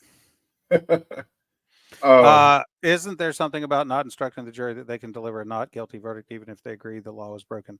It's called jury nullification, and we don't talk about it. We're not allowed to talk about it. We're not allowed to tell the jury, hey, by the way, you can just go back there and find them not guilty for no reason at all, just because you don't like it. Yeah, that's a little jacked up, because I'm sure there's somewhere where they can do that. There's some little Barney Fife town in America that allows stuff like that to happen. I just, I mean, because we can't know when or how it's going to be, we should control, like if there's all these dials out there, and we can move some of them today in our favor, or at least neutral, we should. So we should not be creating evidence for the prosecution. I think every time somebody gets in contact with the police, they create evidence, or they snitch on themselves. Oh man, but listen, if you shoot someone in public, the police are going to show up with at least 2 cameras rolling. But by then, there will be 5 to 10 minutes worth of multiple camera angles of what's happening, what did happen, potentially including the shooting itself. I mean, Kyle Rittenhouse. Yeah. Those were not police. What you saw in the evidence of that case was by and large not police video. Yeah, it was bystander cell phone video. Every damn person in North America above the age of 8 has a camera in their pocket now. And when the voices get raised and the profanity starts coming, somebody's going to whip that shit out and go, "World Star," boom, and then that's the exhibit. That's what's happening. Yeah, and that in that whole Rittenhouse thing, we all saw what happened from different angles, and it amazed me at how many people that I talked to, that would make the statement like, that boy's racist. You see all those black people he shot at that Black Lives Matter. I'm like, he didn't shoot no black people. Well, everybody he shot was white. here's what I'll say about Kyle Rittenhouse. Kyle Rittenhouse violated one of my cardinal instructions. What's that? Don't go stupid places with stupid people and do stupid things. Yeah. Kyle Rittenhouse went somewhere stupid with stupid people and did a stupid thing. He's not a hero. He's a fool. And he came very close to spending the rest of his life in prison. And I'm not saying he should. I'm just telling you, a 17-year-old with a rifle purporting to intervene in a law enforcement situation that wasn't even his neighborhood is stupid. It's stupid. I mean, yeah, that was a dumb thing for him to do. And I suspect that if we had Kyle Rittenhouse available and if he had no reason to tell us anything other than the truth, I think it's very likely he would tell us that he wished he'd never been there in the first place. Probably so. He may be out. Look, don't get me wrong. I think I respect the jury verdict, but there are 2 people dead, 1 maimed, and Kyle Rittenhouse's life will never be the same, and it's not better because of what happened. Right. Okay. So, don't go stupid places with stupid people and do stupid things. And defending someone else's parking lot is not your job. Yeah, and I've thought about multiple times, if I was out somewhere, say I was in a store and somebody come in, decide they want to rob the store, and I'm in the back cooler getting a soda or something, am I going to pull my gun and go up there and have a shootout with this person, or am I just going to just sit back and wait and see if he comes to me? So conversations like this are important and necessary because there are people out there who are just beginning their gun culture journey. Okay. Mm-hmm. And I think it's incumbent upon people who've been in the situation and studied and practiced and trained a lot to have these conversations publicly so that people can observe and contemplate what we're saying. Okay. So just like I said earlier, that the middle of a crisis is not a good time to start making a plan for a crisis. The middle of a event like that at the Stop and Rob is not a good time to start thinking about what you might do. Okay. And every situation is going to unfold and be what it is. But here's my view. There are no words that you can say to me that will cause me to fight you, except maybe get in the trunk or go to the cooler. I'm not doing that. Now, if you walk into a stop and rob that I happen to be buying gas at, and you're a tweaker and you're robbing the joint and you're clearly there to get the money, have the money. I'm not going to shoot you for 7-Eleven's money. Period. Now, at the other end of the extreme, if I'm at the Walmart and I hear regular, rhythmic, chaotic gunfire and people screaming and running away, active shooter, okay. That I'm going to do something. I may die trying, but my friend James Yeager used to say that in any given scenario like that, you have 4 choices: dead coward, live coward, dead hero, live hero. Well, I'm ruling out coward. I'm not going to live the rest of my life, whether it's then and there or the rest of my life, 30 more years, with those sounds of gunfire in my head, knowing I ran away. Right. So I've ruled out coward. That leaves dead hero, live hero.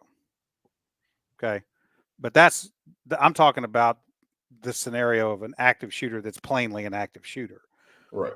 Robbery in progress, as long as you're not shooting people in the store or rounding people up to execute them so that there are no witnesses, rob the store, bro. Have at it. You want my car? Take the car.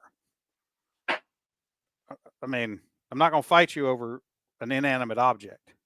Right. That's what insurance is for. I'm not going to get myself in handcuffs over a vehicle, a watch, a wallet, or someone else's money. Yeah, and I hear people all the time.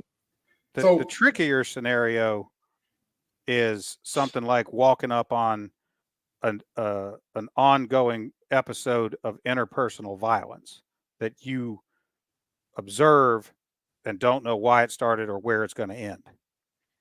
That's much trickier. So what are your thoughts on I hear people say all the time, well, if somebody breaking my house, as soon as they kick the door in, I'm gonna start busting. And I tell people all the time, like, unless they pose an immediate threat to your life, you can't just start busting. Well, I think that's a stupid thing to say. Yeah. And I'll tell you what, because I have personally handled cases where my client was charged with burglary, where what my client did was go downtown to Broadway and get drunk. Bouncer put him in an Uber, and the Uber driver fished his wallet out and found his license and took him to the address on the license and dropped him. And my client, drunk out of his mind, went and let himself in that apartment from which he'd moved out 4 months earlier. He was charged with burglary. Now, we got it resolved favorably. But if that homeowner had been someone who had said out loud, anybody ever comes at my house, I'm going to start blasting. Yeah. What they would have done is executed a drunk man who used to live in that apartment, who was mistakenly taken there, who drunkenly didn't know he didn't belong there anymore. Now, how do you think that homeowner would feel? Whether or not they were charged, they might successfully defend the legal problem, but they would have the mark of Cain, and they would know that they had murdered someone that they shouldn't have. Yeah. So I think these statements like that are foolish braggadocio.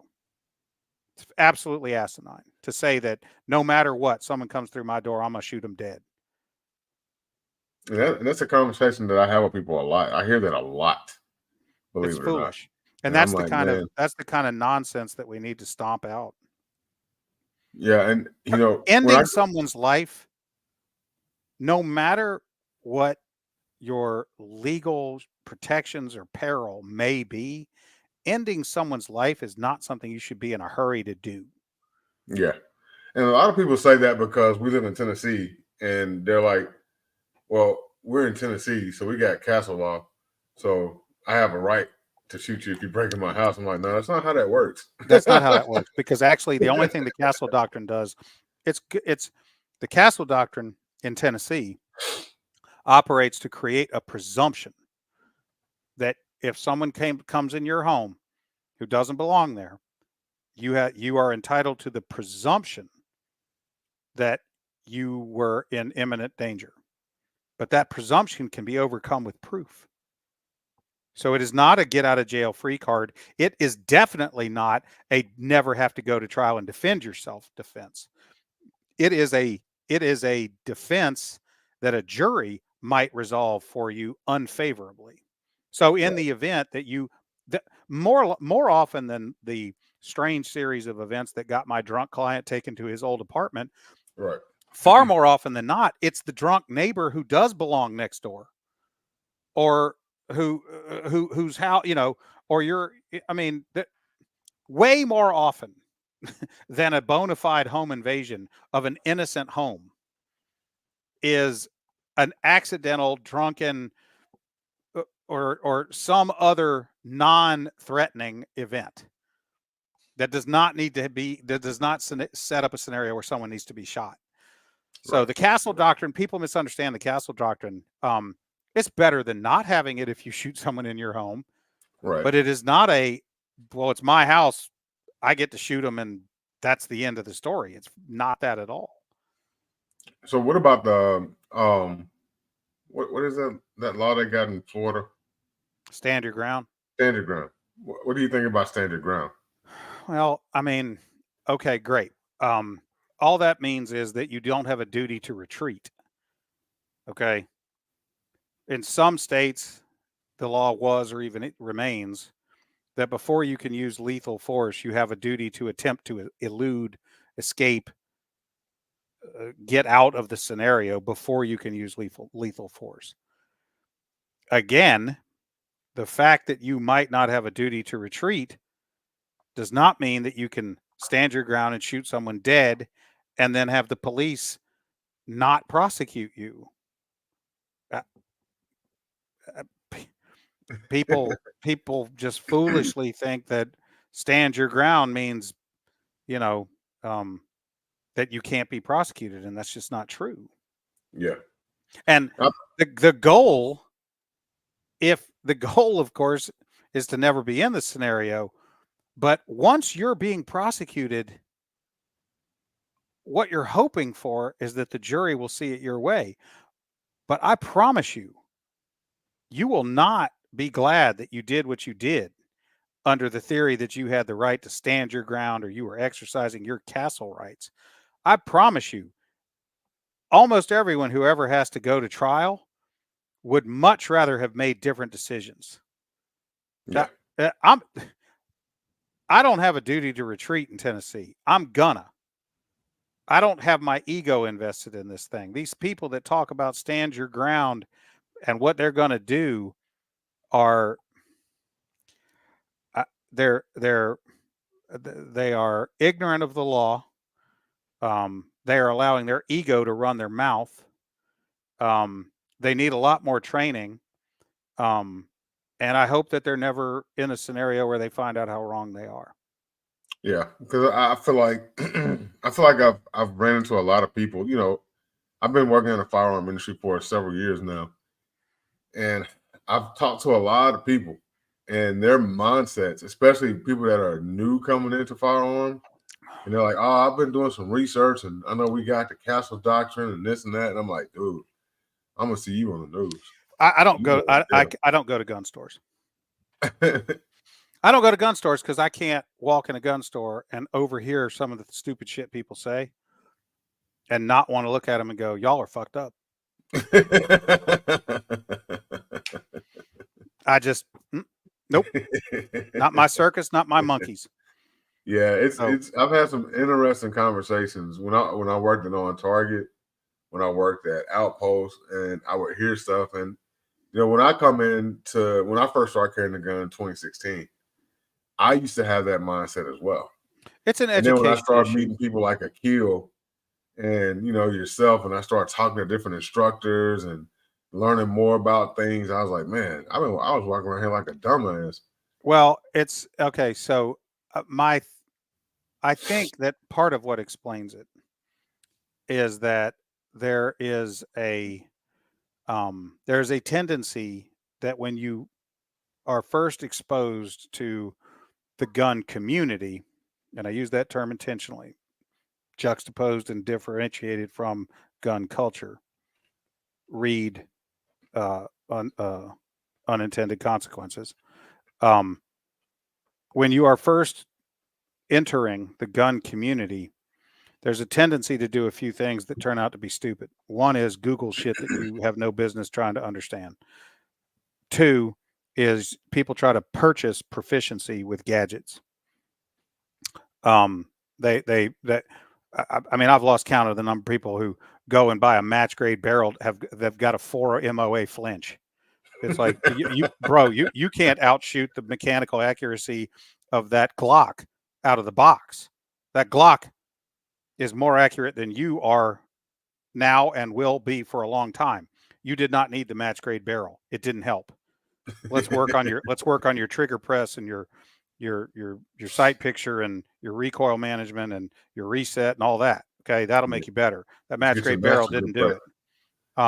But people tend to try to purchase proficiency with gadgets and using money, and they also try to conceal fear with false courage. And so they've put themselves in a scenario where they're carrying a gun, and so they want to feel prepared. They want to feel ready, and they aren't. And intuitively, they know that. And so they say stupid egomaniac things like, "Oh, I'll stand my ground," and or if anybody ever comes, they say stupid shit like that. And eventually, hopefully, they linger and they find themselves in a classroom with an Akil instructing, or in a presentation where I'm giving a lecture from experience, or whatever. Somewhere they cross over into the gun culture. Right. And the gun culture, if you say some stupid shit like that in front of me, I'm going to ask you some questions, and I'm going to try to engage you in a way that hopefully the light bulb goes on. Right. I'm not going to, unless you leave me no choice, I'm not going to embarrass you. I'm going to try. I'm going to try to say to you, hey, hold on. Let's explore that a little bit. I'm going to give you the benefit of $450 an hour for your own sake. Damn it. That's a hell of a feeder, sir. 30 years. So we got a few questions in the chat. Let's address these real quick. Siege asked, who decides if it's trial by jury or trial by judge only? Both sides have in Tennessee, both sides have the right to demand a jury. So even if the defendant says, I'll waive the jury, the state can insist. Okay. And she said, therefore, all murder trials, most of the time, a defendant has very little to lose with a jury. Okay. Because you only need one to hold out to get a hung jury. So one can hang the jury. And okay. All right. And what's she say here? What we seeing, what the law says or not say. Yeah, it's true. So this one is, what are your thoughts on the Wisconsin river stabbing? I don't know anything about it. What happened? I don't know anything about it either. It's the first I've heard about that. And Hot Tub Tony, he wanted to know, why wasn't Kyle Rittenhouse friends convicted for the straw purchase he made with that rifle?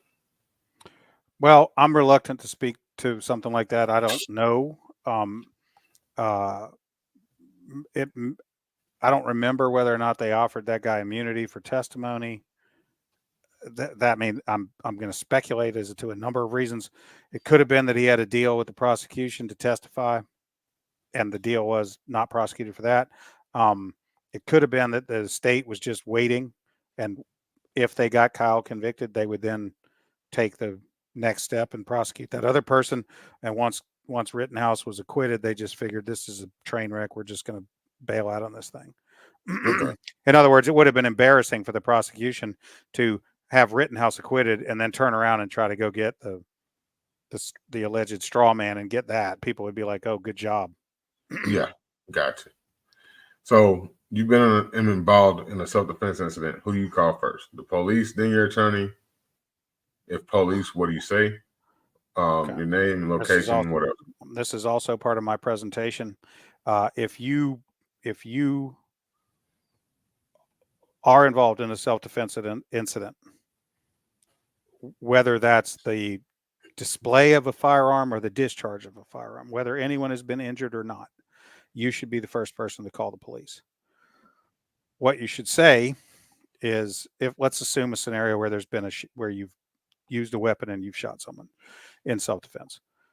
You should be the caller, and you should say, my name is, I'm at this location. There's been a shooting. We need police and medical. Then you're going to have to, and I try to streamline this. I don't want people making speeches. Speeches sound canned. Speeches do not sound authentic. So my advice is, say as little as possible, but make sure everything you say is accurate and truthful. And you may not know that at the moment. Okay. You may think, and when I give this presentation, I have a recording of my client's 911 call. And some of the things he says on that recording are just wrong. He's just wrong. It's not what happened. But in his excitement and in his perception, he's reporting it accurately, but he was wrong. But typically, I would want you to give your name, your location, ask for police and medical, and inform 911 that there's been a shooting. Okay. And after that, I think the next thing that you need to think about saying is, if it's not safe for you to stay where you are, indicate that it is not safe to be where you are, that you are going to have to leave that place, but that you will meet a patrol officer or whoever they tell you, wherever they tell you. But I've got to go. It's not safe here. I'm going to stay on the phone with you. Tell me where you want me to meet someone. I'll go there. But here's not safe. I used to have a self-defense protection when I first started insurance. It was Second Call, I think was the name of it. Their thing was call the police, give basically the information you just said, and then hang up. They'll call them. They'll call back. They'll call back. The police will call back. Now, what will also happen is the dispatcher will start asking you a whole lot of questions. I don't want you answering those questions. Who shot? Who's been hurt? How many people? Yada, yada, all these questions. I don't want you answering any of those questions. I want you to say, please get the police here. Please get the medical here. And now, again, I try not to script it, and I try to make it very tight, because I don't want you talking off the cuff. I don't want you giving extemporaneous statements. If, however, someone who was involved in the thing is fleeing the scene, it might be worth saying that. Hey, there's a guy in a white hoodie getting in a red Toyota. He was here. He was involved. He's leaving. He's going towards the interstate. Okay. Something like that. Right. I do not want you talking about, man, dude rolled up on me and said some bullshit. And then I said, yeah, no, I don't want any of that. Your name, your location, there's been a shooting, police and medical. I have to leave. It's not safe here. Tell me where you want me to go. If there is some person or evidence that's leaving or being manipulated or whatever, you might say, hey, there was a dude in a white hoodie getting in a red Toyota and he left, and he was part of this thing. You probably need to go be looking for him too. Other than that, I do not want you explaining what happened. I do not want you saying some canned bullshit like, I was in fear for my life. That's not going to sound credible, or it may not sound credible, or it may be that the video reveals that you had absolutely no reason to be in fear for your life, or worse, that you were the dumbass that started the whole thing. And saying something like, I was in fear for my life is going to sound like some bullshit that's not authentic, that's going to be a problem at the trial. Yeah, that statement doesn't sound legit anyway. Well, people think they can write a script and stick to, I'm like, oh, whatever. I've been to the name brand guys class, and I had to sit there and politely not tell him how fucked up he was. So sorry, not sorry. I used to do club security back in the day, and one of the clubs we worked at was an after-hours spot, and so Metro was pretty much on deck the whole time the club was open. And there were several instances where like something would jump off, and the way the club set, you know where Jonathan's is on Knowles Road. Mm-hmm. It sat behind it. There's a rock climbing place in there now, but in the parking lot, one side of the parking lot sloped down a hill, and it come out on Knowles Road. And there have been several instances where we would be sitting there, stuff would jump off, and we would look down there, and Metro would be sitting there with their lights off, just watching. And I was like, oh yeah, he's I don't know if he's scared to come into the situation, or he's just trying to see which one of us pulled triggers. It might have been 10 minutes to shift change, and he didn't want nothing to do with it. That too. Look, the police are not there to. The police. Let me say this carefully. The police are there to fill out the forms they have to fill out and go home safely. Yeah, their job is not to protect you. No, and turn their appropriately conducted paperwork over to someone else. Yeah. And whatever they write down, be right about. A lot of people think that protect and serve on their cars is something that they're taught in police academy, and that's something that they live by when they go to work, and it's not. That was a model that they used to recruit people. Look, there's good cops and bad cops. Yeah. And there's corrupt cops. Which one's coming to your scene? I don't know. You don't know. You don't know. You just know there's somebody in a police uniform there. You don't know whether he's good, bad, or whatever. I don't know whether he's having the worst day of his life too. Yeah. I mean, he could be afraid of acorns bouncing off his patrol car. You don't know. Dude, I mean, I've been in enough classes with cops to know that not all cops can shoot. Yeah. Oh, I've worked at a range and watched them qualify. I know they can't all shoot. Well, I was being generous. I wasn't. I've seen some cops that couldn't hit the broadside of a barn at 5 yards. I mean, so the straw man question is ruling set up a precedent. Not really. Precedent is not. Precedent to a lawyer means if you happen to have the same exact fact pattern as this reported opinion. What you're talking about is more discretion. Now, again, I don't know the facts of the straw man allegations involving Rittenhouse, whatever. But let's just, it could be that the prosecutor looked at the case and said, not worth prosecuting, even though it's a slam dunk. It could be that the prosecutor looked at the case and said, problems with the case, we're not going to take another L. It could be that the prosecutor looked at the case and said, we're all moving on. In no event is any of those some kind of precedent that means the next person that does the same thing won't be prosecuted. It's not a defense that someone else who did something just like it didn't get prosecuted. So could that prosecutor in Winosa or whatever it was go after the kid that bought the rifle because they bought it in a whole different county, in a whole different state? I mean, if there was a violation of state or federal law, yes. But I don't know the facts of that well enough to know what happened there. So I'm just going to speak hypothetically. Not all crimes that the prosecution could convict for get prosecuted. Plenty of times the prosecutors are out there prosecuting other things because it's a resource allocation, right? Like they definitely got 42 rapes they got to run.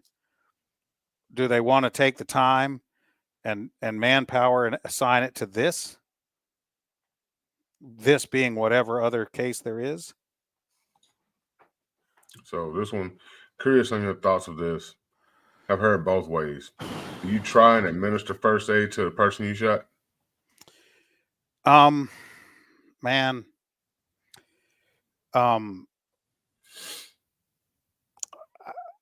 Okay, let's talk about it. Let's talk about it pragmatically first, because I think there's a pragmatic element and I think there's a moral element, and I think there's a legal question. Okay, the pragmatic element is, well, certainly not unless the scene is secure, right? Like, if there's any chance that there's going to be more shooting or violence, no. Okay. Second, so first of all, let's make sure that before we start administering first aid, all the violence is done. Okay. That's a strategic, tactical thing. Then the question is moral and legal.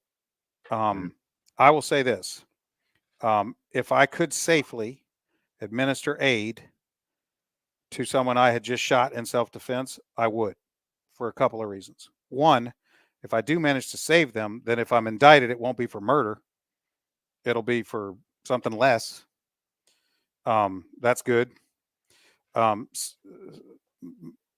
Morally, I just wanted them to not hurt me. I didn't need them dead. Okay. If I've stopped them from hurting me and I watched them bleed out when I had a tourniquet on my belt, I don't know that I want to live with that. Okay. No matter what kind of shitbag they may be. Back to the legal question. If I don't administer first aid, but I could, that's a problem potentially at the trial, where my bat belt's going into evidence. The prosecutor's going to know that I had clotting bandages, a tourniquet, and gauze. I could have, and I've had training. I've been trained at a civilian level what to do with a arterial wound on a limb. Why didn't I? If I knew what to do and I had the stuff and the scene was safe, why did I let him die? Well, that may be a narrative problem. Meaning I'm the vigilante that they think I am. Of course I let him die. I went there I'm walking around ready to kill someone. If I, on the other hand, administer first aid in a scenario, then it becomes harder to put that narrative on me, right? Like my statement is always going to be, or my attitude is always going to be, I just needed them to not threaten or hurt me. Once they were no longer in a position to threaten or hurt me, then my responsibility as a good citizen was to render aid. If I did that, then if I testify, I can say, look, as soon as I got him to stop doing the shit that he needed to stop doing, I was willing, ready, able to help, and did. Yeah. And a lot of people don't think about that. I've been guilty of that mindset of, you make me pull my firearm and I have to use it, then I'm not fixing to sit there and bandage you up. But at the same time, I mean, okay, when you think about it, like you said, from a moral perspective, then it's like, okay, yeah, I think the moral, out, he can't hurt you anymore. At least keep him from dying. He does have a family to go home to. Well, I'd much rather defend a ag assault or attempted murder than a murder. Yeah. And if you could have kept him from dying, might have saved yourself 20 years in prison. And 50 grand. But that's really, I mean, the money part of it's really kind of the least of your problems at that point. But right. Yeah. Do I know about the mall shooter who wounded a YouTube person? No, I don't. Look, if you make a gun get loud in public intentionally, you're gonna get charged with something. Yeah. You're gonna. So do you remember? I think it was here where the YouTuber, he like doing pranks, and he ran up on a guy acting like he was gonna rob him, and the guy didn't know that it was a prank, and he shot dude in the chest. That's a self-defense act, because you don't have to be right to be acting in self-defense. Your fear just has to be, You have to actually have the fear in your mind, and your fear has to be reasonable. So you can't. Let me break that down for you. In Tennessee, to invoke self-defense successfully, you have to reasonably believe and actually believe that you are in a situation where you are under imminent threat of serious bodily injury or death. So if a little old lady who weighs 105 pounds and is 95 years old is screaming and poking me in the chest, I'm not in fear. Okay. I can't act in self.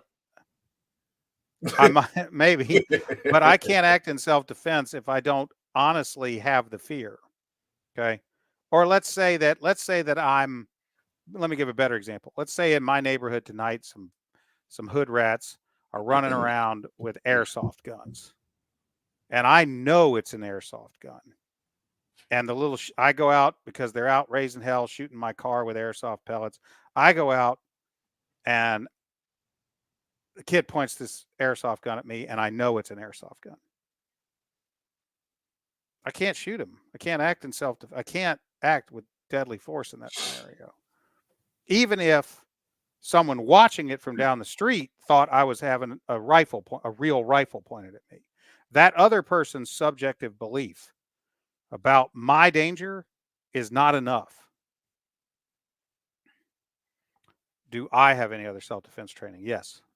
I'm a purple belt in jiu-jitsu. I'm a lifelong grappler. And I've trained with a lot of name brand trainers, including empty hand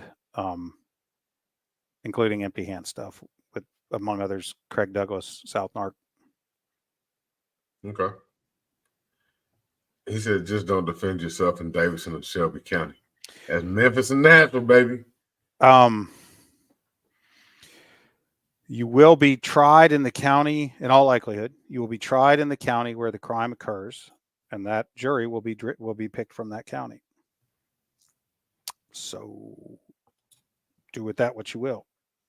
Tennessee Gotta said, "What's up, Dre? Hi, Dana. I'm the lady that had Hello Kitty with an AR on my car." There you go. I remember.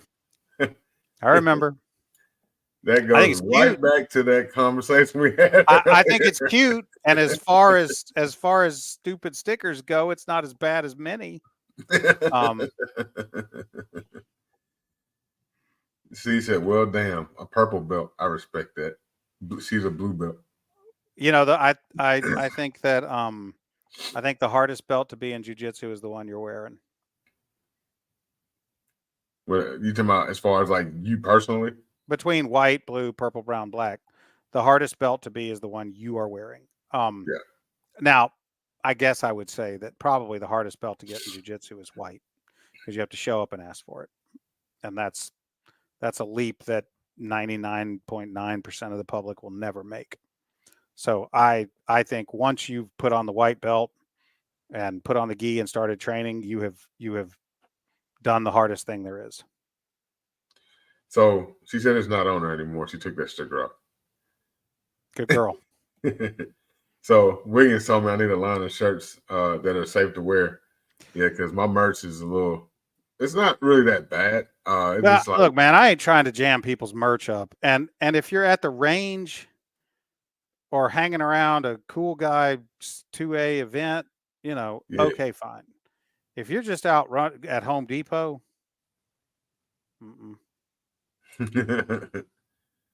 I've got shirts that say "Stay Dangerous" on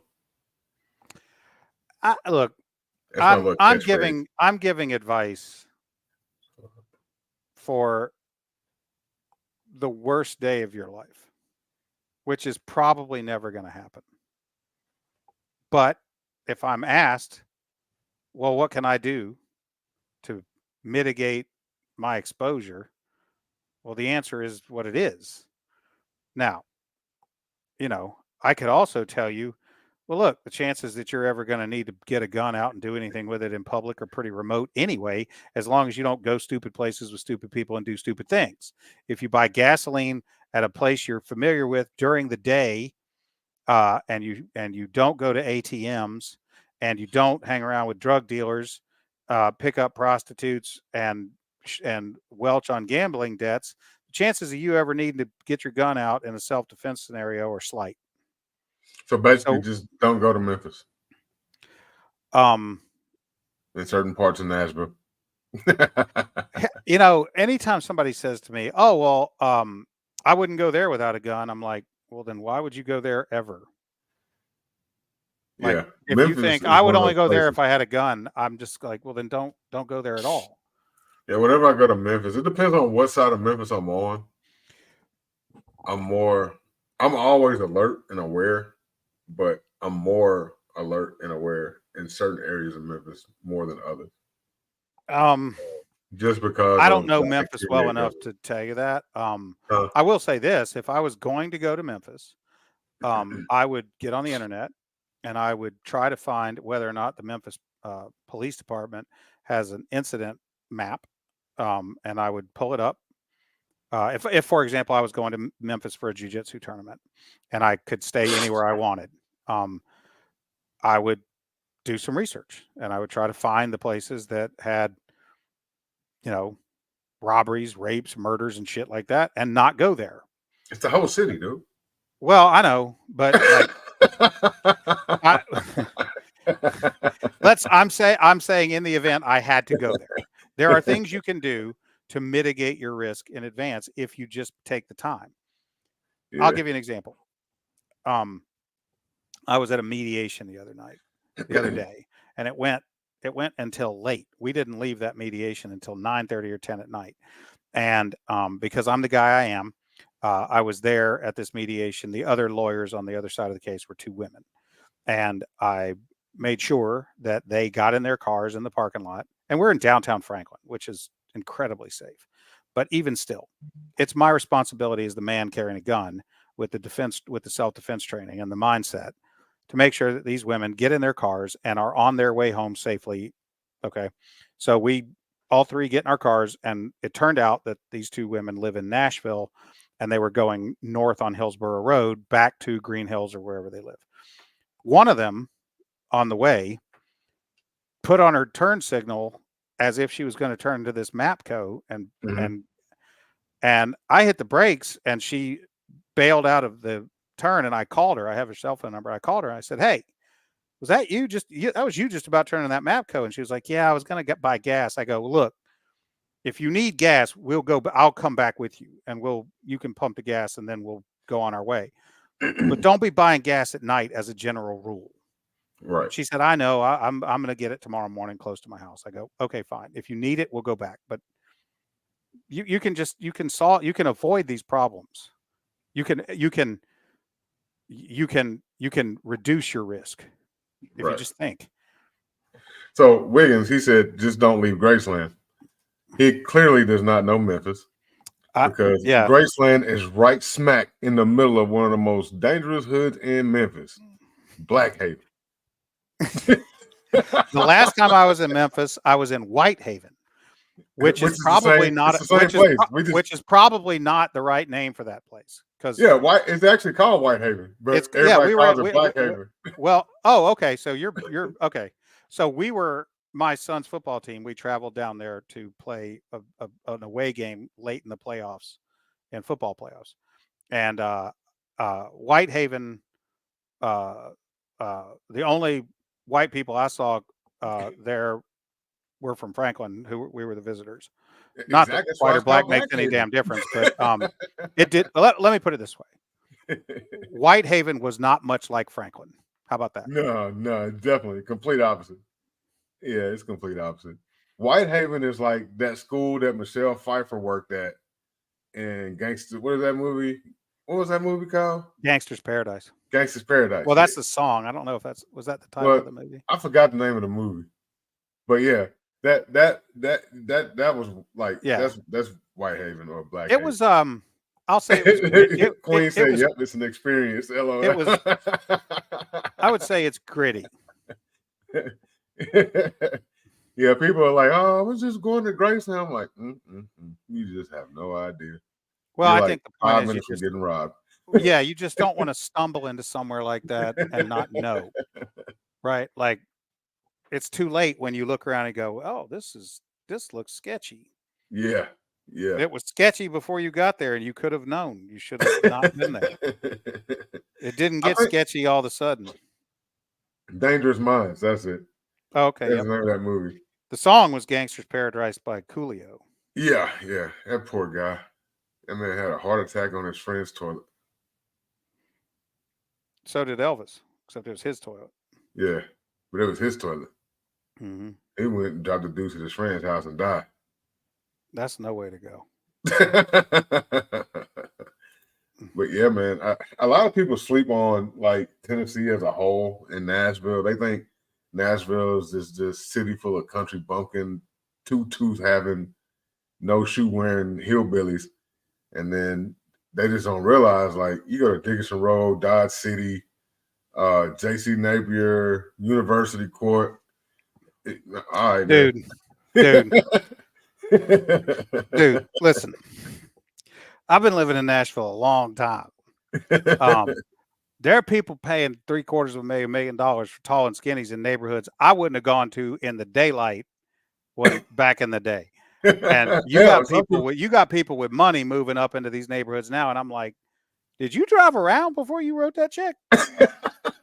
Did you like your house is beautiful, but like look like did you look see next door? Did you see the bars on the Stop and Rob? Yeah, because it's like you go to East Nashville and you'll see $1 million house, $1 million house, $1 million house projects, $1 million house, $1 million Dude, house. over there on Shelby Avenue, man. You can right. I mean, like just get off the interstate and go out Shelby Avenue into East Nashville and look.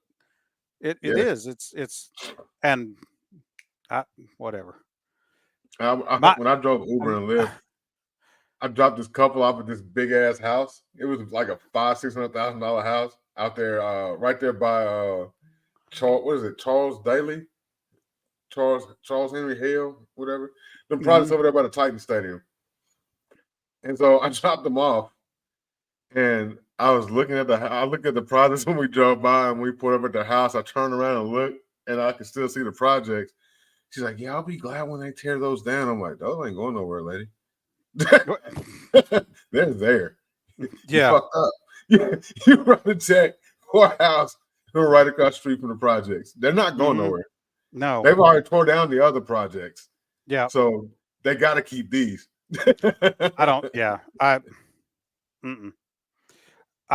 I tell people that, I mean, and I'm joking a little bit, but don't live within a walking distance of a place you can pawn your title to your car. Yeah. He said my nephew started Metro PD in October, and after talking to him, I don't go unless I have to. Look, anytime that there's that kind of concentration of humans, there's going to be people who are drug addicts, mentally ill, and professional predators. And mentally ill, drug addicts, professional predators go where the victims are. Yeah. I mean, see, it's like you've been around South Nashville, around Berry Hill. Mm-hmm. So I was over there at the Walgreens on South 8, and there was a green Lamborghini Urus at the Walgreens, and I was like, bro, man, back in the day, you would not have seen that car over here. Okay, so I lived on South Street in 1993. Yeah. Right off of Music Row. It was I'm not going to say it was the hood, but you could walk to the hood from there. Yeah. This is when I was in law school. And the night before I took the bar exam, my neighbor got shot in a robbery in the street. And I ended up saving his life. Wow. And we got the fuck out of there. Yeah. And it amazed me, like people will those what you call it, the Airbnbs. All these damn bachelorette parties straight up in the hood. Yeah, I'm like, y'all got Airbnb, 10 it's loud, so cute. It's in such a y'all great got neighborhood. 10 loud drunk white girls that don't know shit about where they are, drawing attention to themselves. Come on now. It's hilarious, man. Because I would drop them off, man. I'm like, yeah, it's the neighborhood's so nice, it's so cute, and then we're pulling up, and I'm like, man, no, no. You might want to lock your doors until you know. What I'm saying, y'all need to stay inside. Go down, lock your doors. Y'all need to stay inside. Yeah, don't come out after 6 o'clock. Just stay in the house. They do man, it anyway. I appreciate you coming through, man. It's been a blast, bro. Yep, anytime, man. I had to hit you with the intro, though. I had to get you. I get it, man. That dude, hundreds of millions of people have seen that video. Hundreds of millions. You know, you look like pretty much the same. You just got more hair. And a beard. Yeah, and a beard. Yeah, man. Well, I wish my friend James was still around. Yeah, man. Yeah, I only got to meet him once, and he did some classes up at On Target when I was there, and he always sat in his truck. He never came in. Never understood that, but he always had his people run the class. But you know, I mean, he was cool to me the one time I met him. So I mean, other than that, that's you know, the only experience I had with him. I swap my watch for a G-Shock when I go to cities. Yep. Yeah, he has expensive watches, expensive knives. What kind of watch? What kind of watch, Wiggins? Yeah, I don't remember the name of it. I know it costs a lot. I know it probably didn't cost as much as your Rolexes, but you know. Hey. Well, by the way, if you ever get tired of wearing that Rolex, you know, if your arm's like, you know what, I really want something different. You can always just call me. I'll come pick it up. You know, you wear it around for me. Yeah, I'll wear it for you, and you know, it'll be like it's ours. You know what I'm saying? And yeah, we share. Yeah. Sure. You might be more likely to get my wife than my watch, but I don't want the wife. I already got one of those. But technically, she's not a wife, but she might as well be. Everybody keeps trying to get us married. But yeah, I wanted to have you on for a while, and I figured this would be perfect to have you on with Right to Bear. Well, I look forward to talking with him further. We may be able to work something out and do some good stuff. I'm all for that. Yeah, he's a good guy. I'll send you his information. That way y'all can link up and get in touch with each other and see if y'all can make something happen, man. It'd be dope to have you on the team. Limited Swiss watch called a Morgan 300. It's about $5,000, only 300 made. Nice. I like that. Damn. See, man, y'all rich people, man. He's the only person I know that owns an alien. Owns an alien? Yeah. He didn't get the cheap alien. He got the he's got the top tier alien. Okay. What's an alien? Big dog. What's an alien? You know, damn. You ain't never heard of the Lago alien? Oh, a what? Okay, hold on. I've got to pull this up. You got to see this. Is it a gun? Yeah, it's like a $7,000 gun. Oh, okay. Well, that explains why I don't know anything about it. I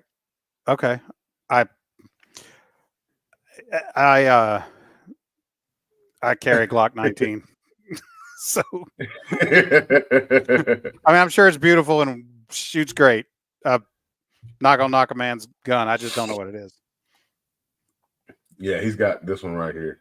He's got the full kit. Hold on. Get this loaded up. This thing is gorgeous.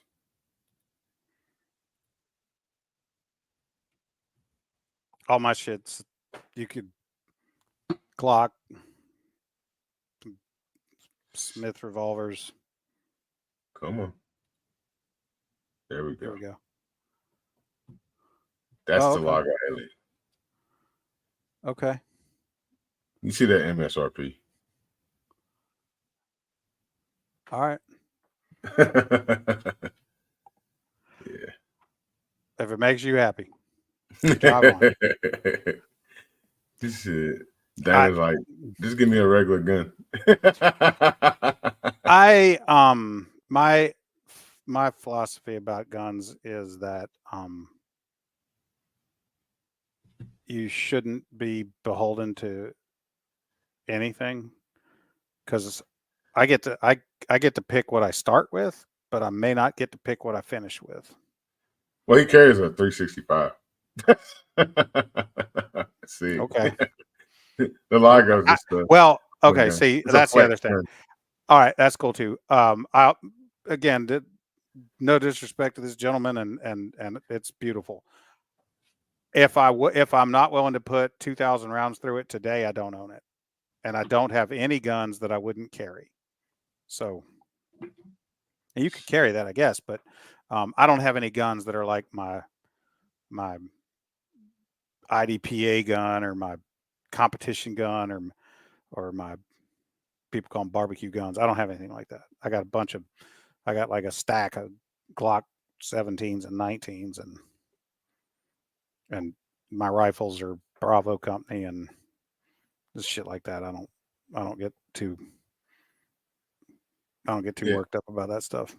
He's kind of like the Patrick Swayze type dude. Okay. Like, give me the old school stuff. I'm talking about you. Oh yeah. I want it simple. Yeah, give me a 870 and I mean, I get it. I mean, now look, on my path, there was a time when I had $10,000 worth of fancy 1911s. Are you a 1911 guy? No, I was. No, I said you was a 1911 guy. Well, I think, okay, so I think gun guys, if you're a gun guy, eventually you need to own a 1911, whether you keep it or not. And I had Ed Brown, Nighthawk, Wilson Combat, blah blah blah, whatever. I just got to the point where I was like, this is silly.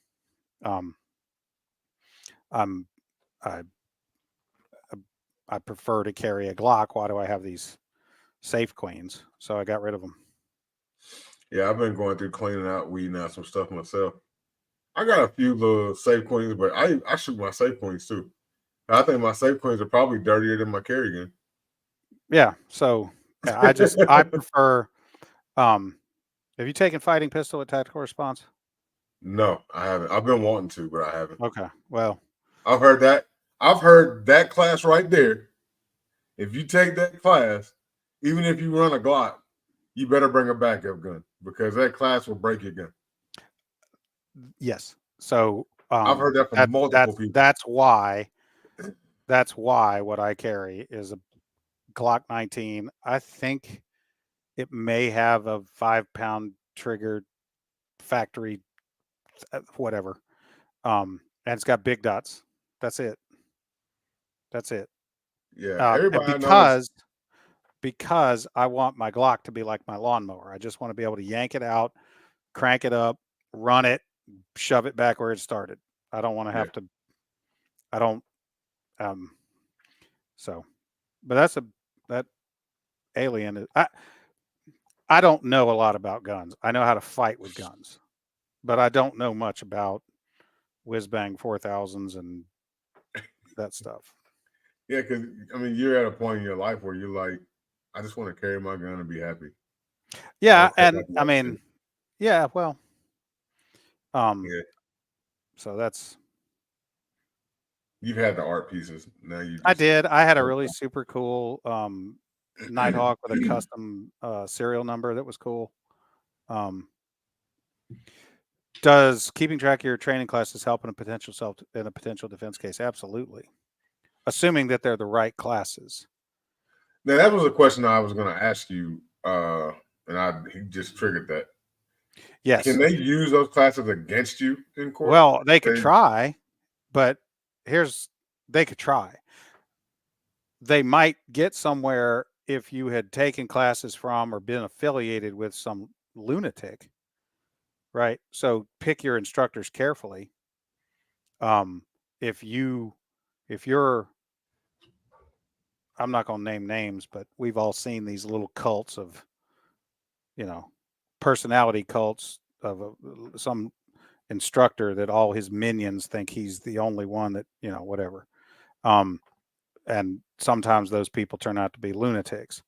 That's not one I would be like. I'd be selective about who I trained with. But yes, if you are taking classes from reputable, qualified instructors, they're not going to be able to use that against you, because if they did, I would just ask the detective that they put on the witness stand to testify against you. Well, where have you trained, sir? You go to a lot of classes? You take a lot of instruction? You ever teach classes? You ever take classes? Blah, blah, blah. And the answer is going to be, yeah, I take classes all the time. That's what we do. I'll be like, okay, thank you.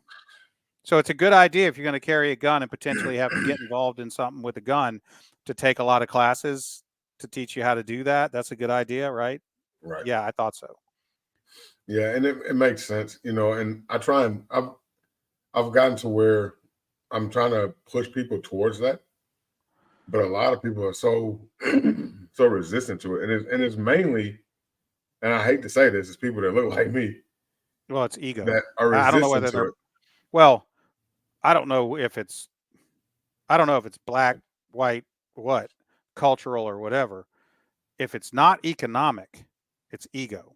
And the reason that people don't go train is because they know if they go train, their limitations and weaknesses will be exposed. And they don't want that.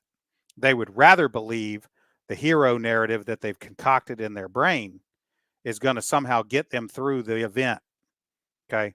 They know that. It's like that's why I said a minute ago that the hardest belt to get in jiu-jitsu is the white belt, because you have to show up and ask for it. Okay. Well, the minute you put on a white belt in jiu-jitsu, you are going to be humbled and humiliated. And I don't mean humiliated by somebody being mean to you. I mean, you're going to find out that you don't know shit, and that there are dangerous motherfuckers in the world who can choke you unconscious. And that's true even if they are 100 pounds lighter, 15 years older, and shorter. And like there are dangerous people in the world that you didn't know were dangerous.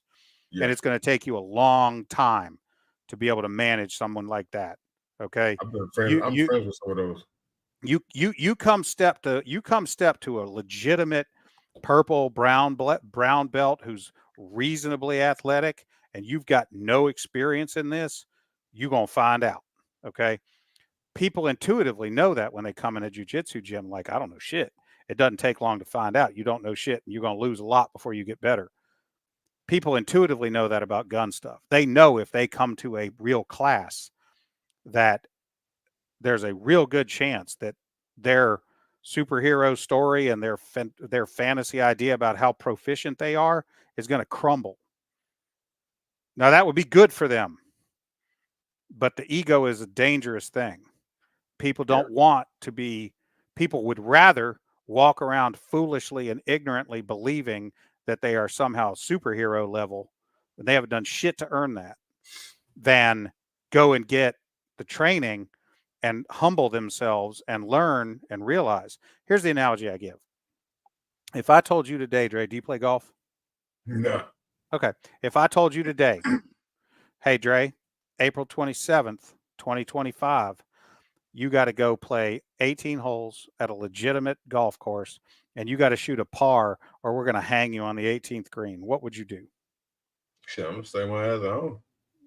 No, I'm saying you have to do this. I have to do this? You have to play this game of golf in 1 year.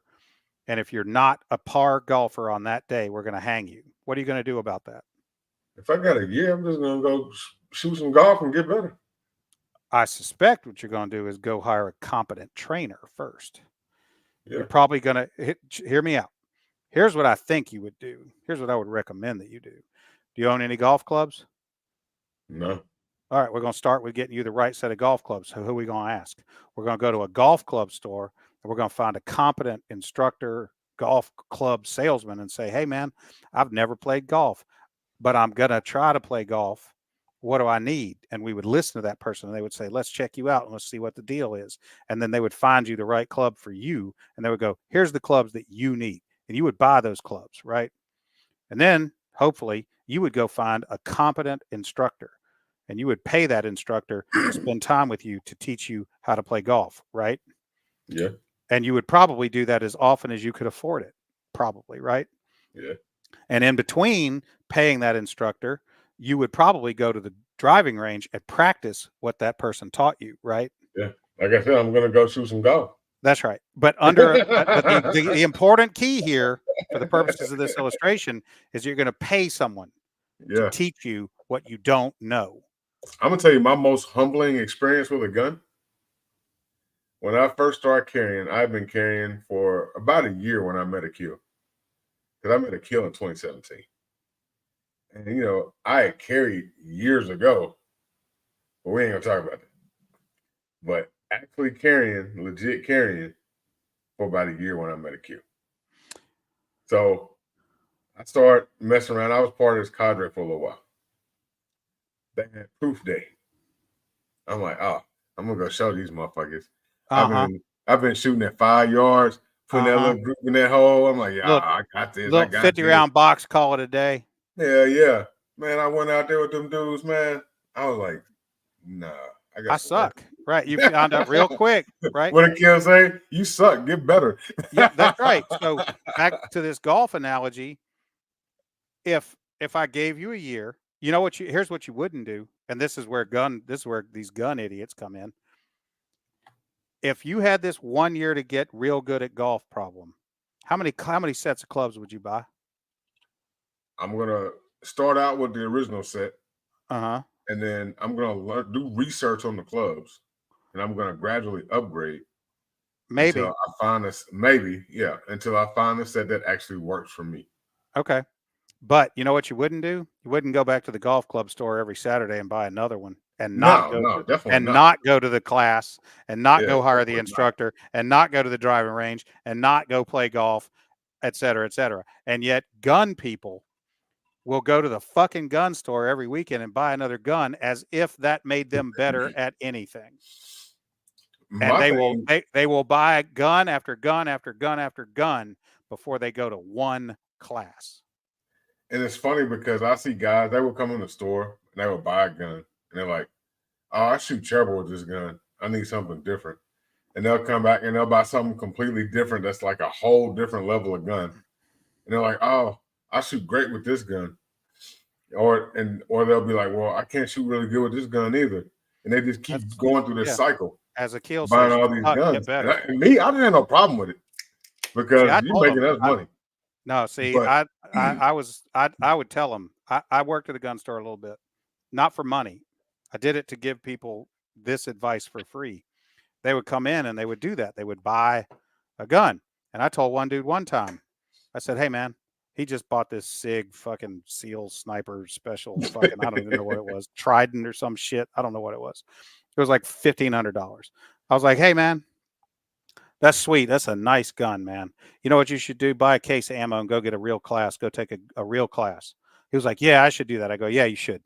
He came in the next weekend. I said, hey, what are you doing, man? He goes, man, I was going to look at another. I go, get the fuck out of here. He's, what? I said, get the fuck out of the gun store. What? I know you haven't taken the class I told you to take. You've got a gun. You have the gun. You need the class. You don't need another gun. The owner of the gun store is over there like, I was like, I don't give a fuck about selling the guns. I'm here to keep this man from dying. And he's in here to buy another gun like it's a magic wand. He needs to take his ass to class. The owner was like, you can't do that. I go, you can't fire me. I don't even work here. You know, and I don't know, man. People don't go to the range. They don't shoot their guns. They don't know how to properly. They don't even know how to properly hold the gun. They don't want their ego bruised by going to that class and finding out they're not as good as they think they are. And they also want to live in a fantasy land where I bought the gun, now I'm safe. Yeah. Right? They've solved the violence problem by buying the magic wand. They don't really want to think about the world as it exists. They want to think about the world where I have a gun, therefore all problems are solved. Right. And that I respect the new shooter that will come in and say, hey, I want to take a class to learn how to handle a firearm before I make that purchase. And so me, myself, my 100%. thought process is, why don't you purchase a firearm and use that firearm in your class so you get comfortable with it and learn the one you're going to be using? I tell people, and I'm simple, right? I'm like, look, 99% of people can learn to shoot a Glock 19 very proficiently. Yeah. Why are we trying to put $1,500 guns, or why are we trying to? This is my biggest pet peeve. These fucking motherfuckers that want to put a J frame in a woman's hands. Yeah. I'm like, a revolver or a little bitty tiny gun. I'm like, man, stop. Yeah. She's gonna hate that gun. She's never gonna shoot it, and it's a gun for an expert. Yeah. A J frame is a gun for an expert, or a person who has to absolutely have maximum concealability at the expense of all other factors. But I just cringe. That's why I can't go to gun stores. I cannot stand at a counter while some dumbass is trying to pawn a J frame off on a woman who's never shot a handgun. A lot of men do that to their wives and girlfriends. I hate that, dude. And mothers. When I was behind the counter at the gun store and a dude would come in and be like that, I'd be like, hey man, why don't you go look at some other shit over there? Let me do this. Yeah. And you know what they would pick every time? A shield. Yeah. When I got them to manipulate the guns and understand, and yep. They were like, oh, this feels a lot better. I'm like, well, wait till you shoot it. Yeah. Because if I'd let you go shoot that fucking 38, you'd have been like, I don't ever want to do that again. Yeah. I've seen so many women, their husbands or be like, let me get them this little bitty Taurus PT 8, what is it, the PT 380 or whatever that little bitty ass 380 is.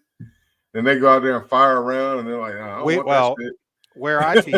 Where I teach, we won't let you stand next to anyone that you share or swap DNA with. When we teach you to fight with a pistol, if you're there with your girlfriend or wife, you're going to be at opposite ends. Yeah, because I don't need that dude looking at her going, baby, I told you how to do it. You know, dude, you suck. You suck. Go down there and get better. Yeah, you fucked her up. We're trying to unfuck her, and you're not nearly as good as you think you are. Go down there. I'm sorry. Now I'm ranting, but that's okay. You can turn me off anytime you want. Wiggins said he hates date night at the range. Well, I don't go to public ranges either. Yeah. When I say public range, I mean anywhere any asshole off the street can show up with $20 and get on it. So, Seed says, take Brazilian Jiu-Jitsu for a month.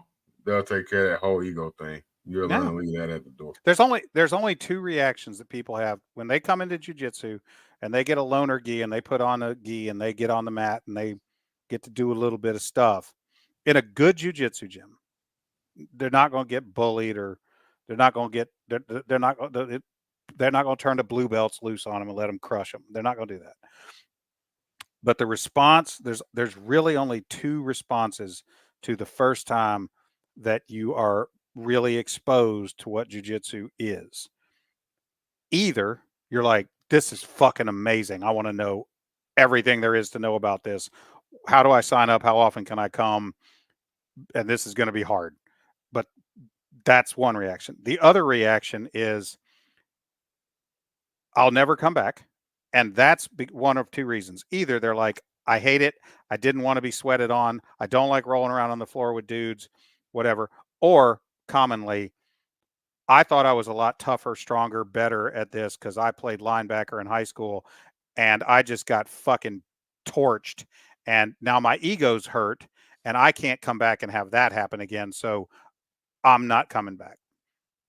So that's what happens is, a lot of times it's a dude who shows up who was, like all county linebacker 10 years ago. And now he's 40 pounds heavier and still thinks he's some hero jock. and he gets in there, and some 50-year-old accountant fucking twists him in half, and he's like, "Oh, you know, my knee back in high school and shit," and you never see him again because they can't take the idea. And when I was, I could tell when it was one of them, because they'd come in and they'd see me and I'm 56, and they'd be like, and they'd look at my belt and they'd be like, "I'm gonna sling this old purple belt around, show them what's up." No, the fuck you are not. No, you're not. Bet you're not. No, you know. I learned when I was 18 that old heads have something that I didn't have at the time that I thought I had. That was experience. Hey, man, listen, be careful with an old man that's willing to fight you. Yeah. He's done that before. Yeah, we were in a parking lot brawl with these guys, and this guy's like, "I'm gonna go over and shut this shit down." And my little cocky 18-year-old ass was like, "Shit, what the fuck's up? Come on, bring it." Man, he came over there. He caught me with this right hook. I was seeing stars, planets, moons, suns, everything, dude. I just grabbed him and held him. I was like, "Oh, hell no, he is not hitting me no damn more. Fuck that." Yeah. And so I learned at that moment, like, this dude, he was like 45. you go to a good jiu-jitsu gym, and you're going to have a whole different understanding about what danger is in the world. Yeah. You didn't even know how many dangerous people are out there.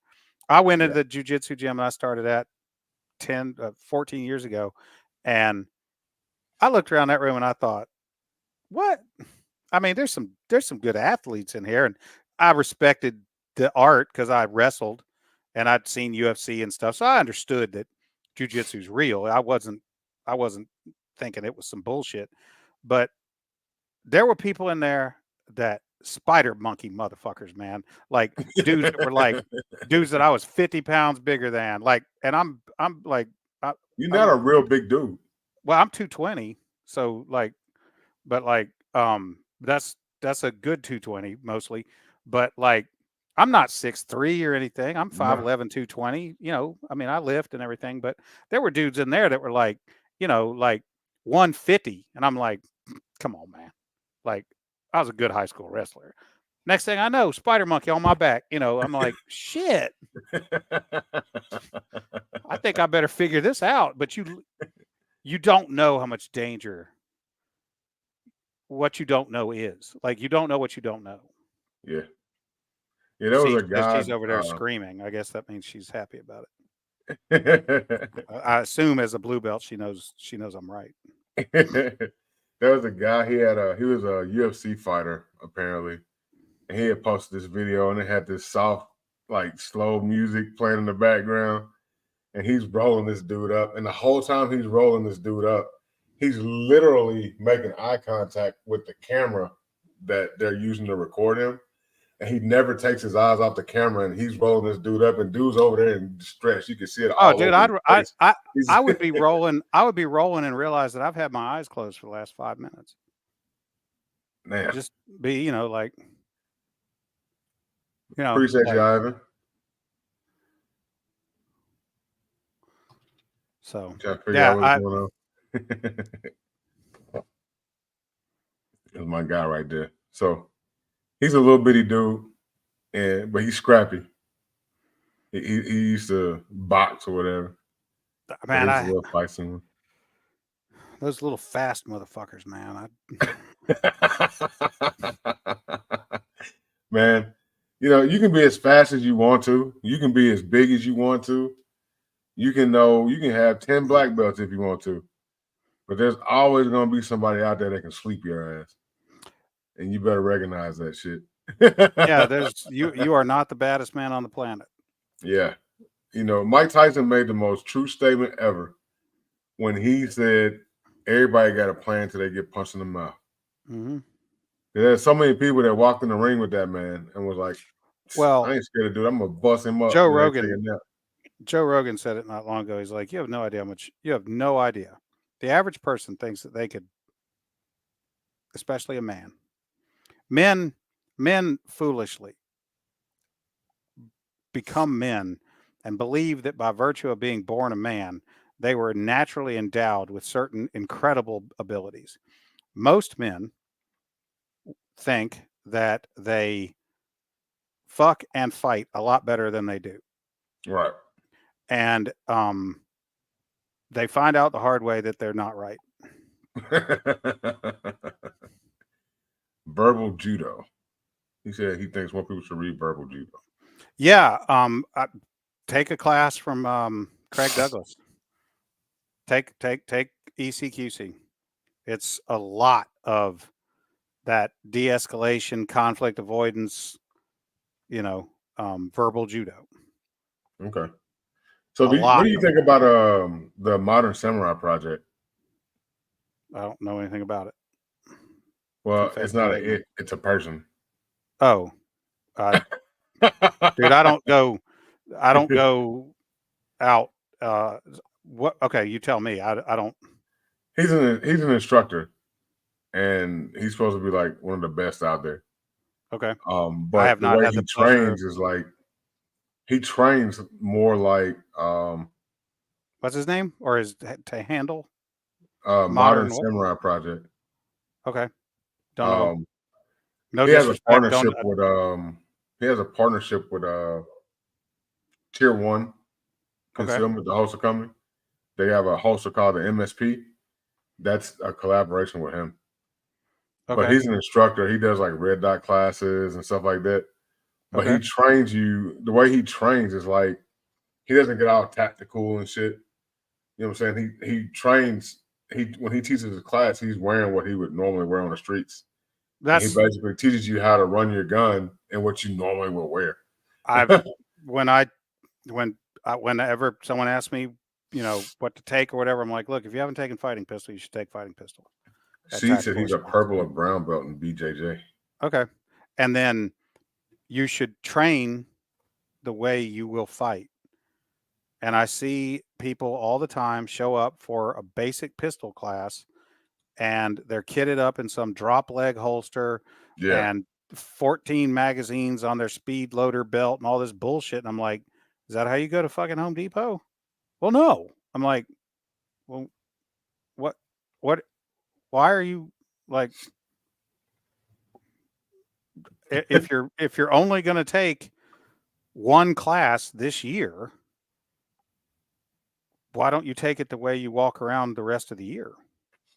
I think that's why I've never bought kit and bought all that stuff, because I know in reality I'm not going to be wearing that when I go out. Well, I mean, I have that stuff, but yeah,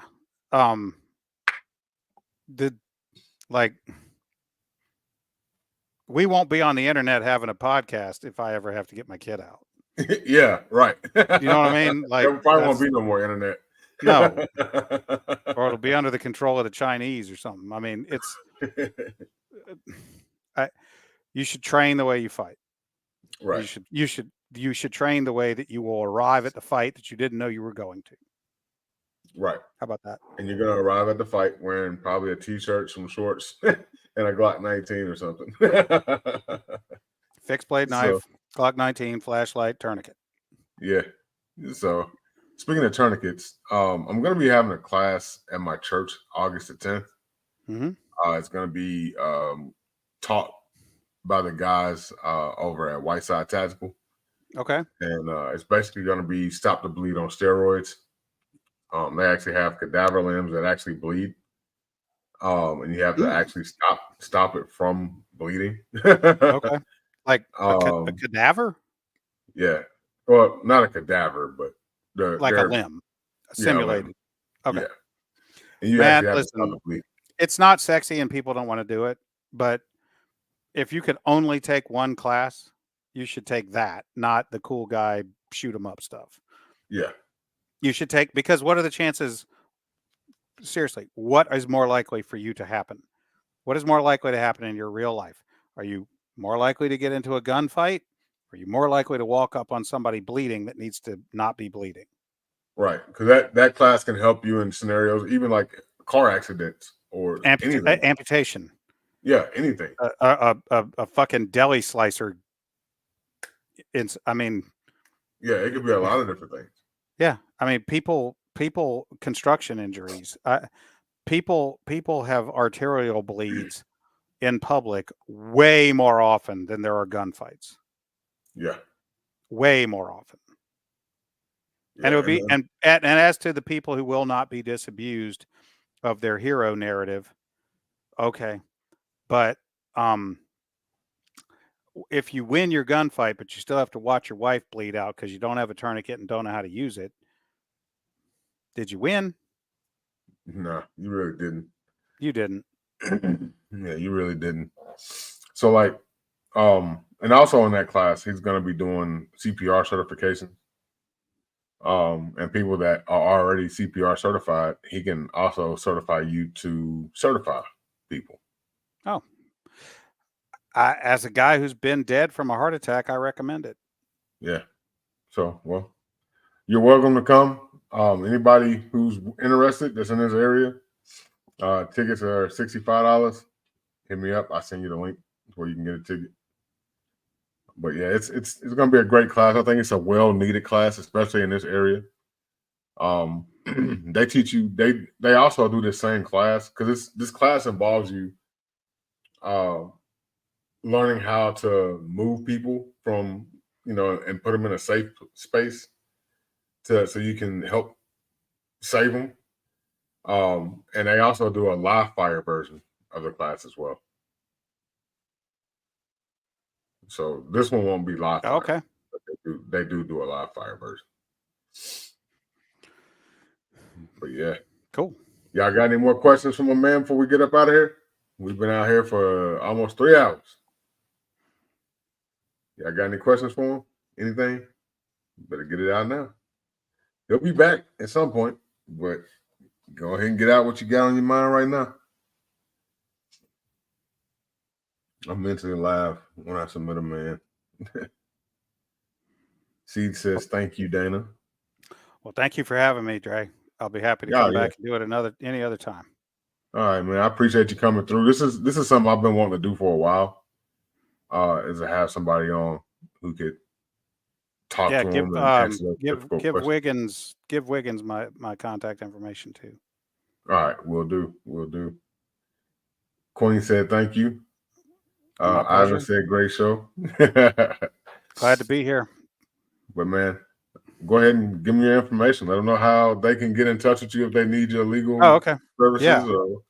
Sure. My phone number is 615-310-3195. 310-3195. Area code 615. That's my cell phone. It's the only phone I use. So if you text or call that, you're going to get me. Yeah, he's a great guy.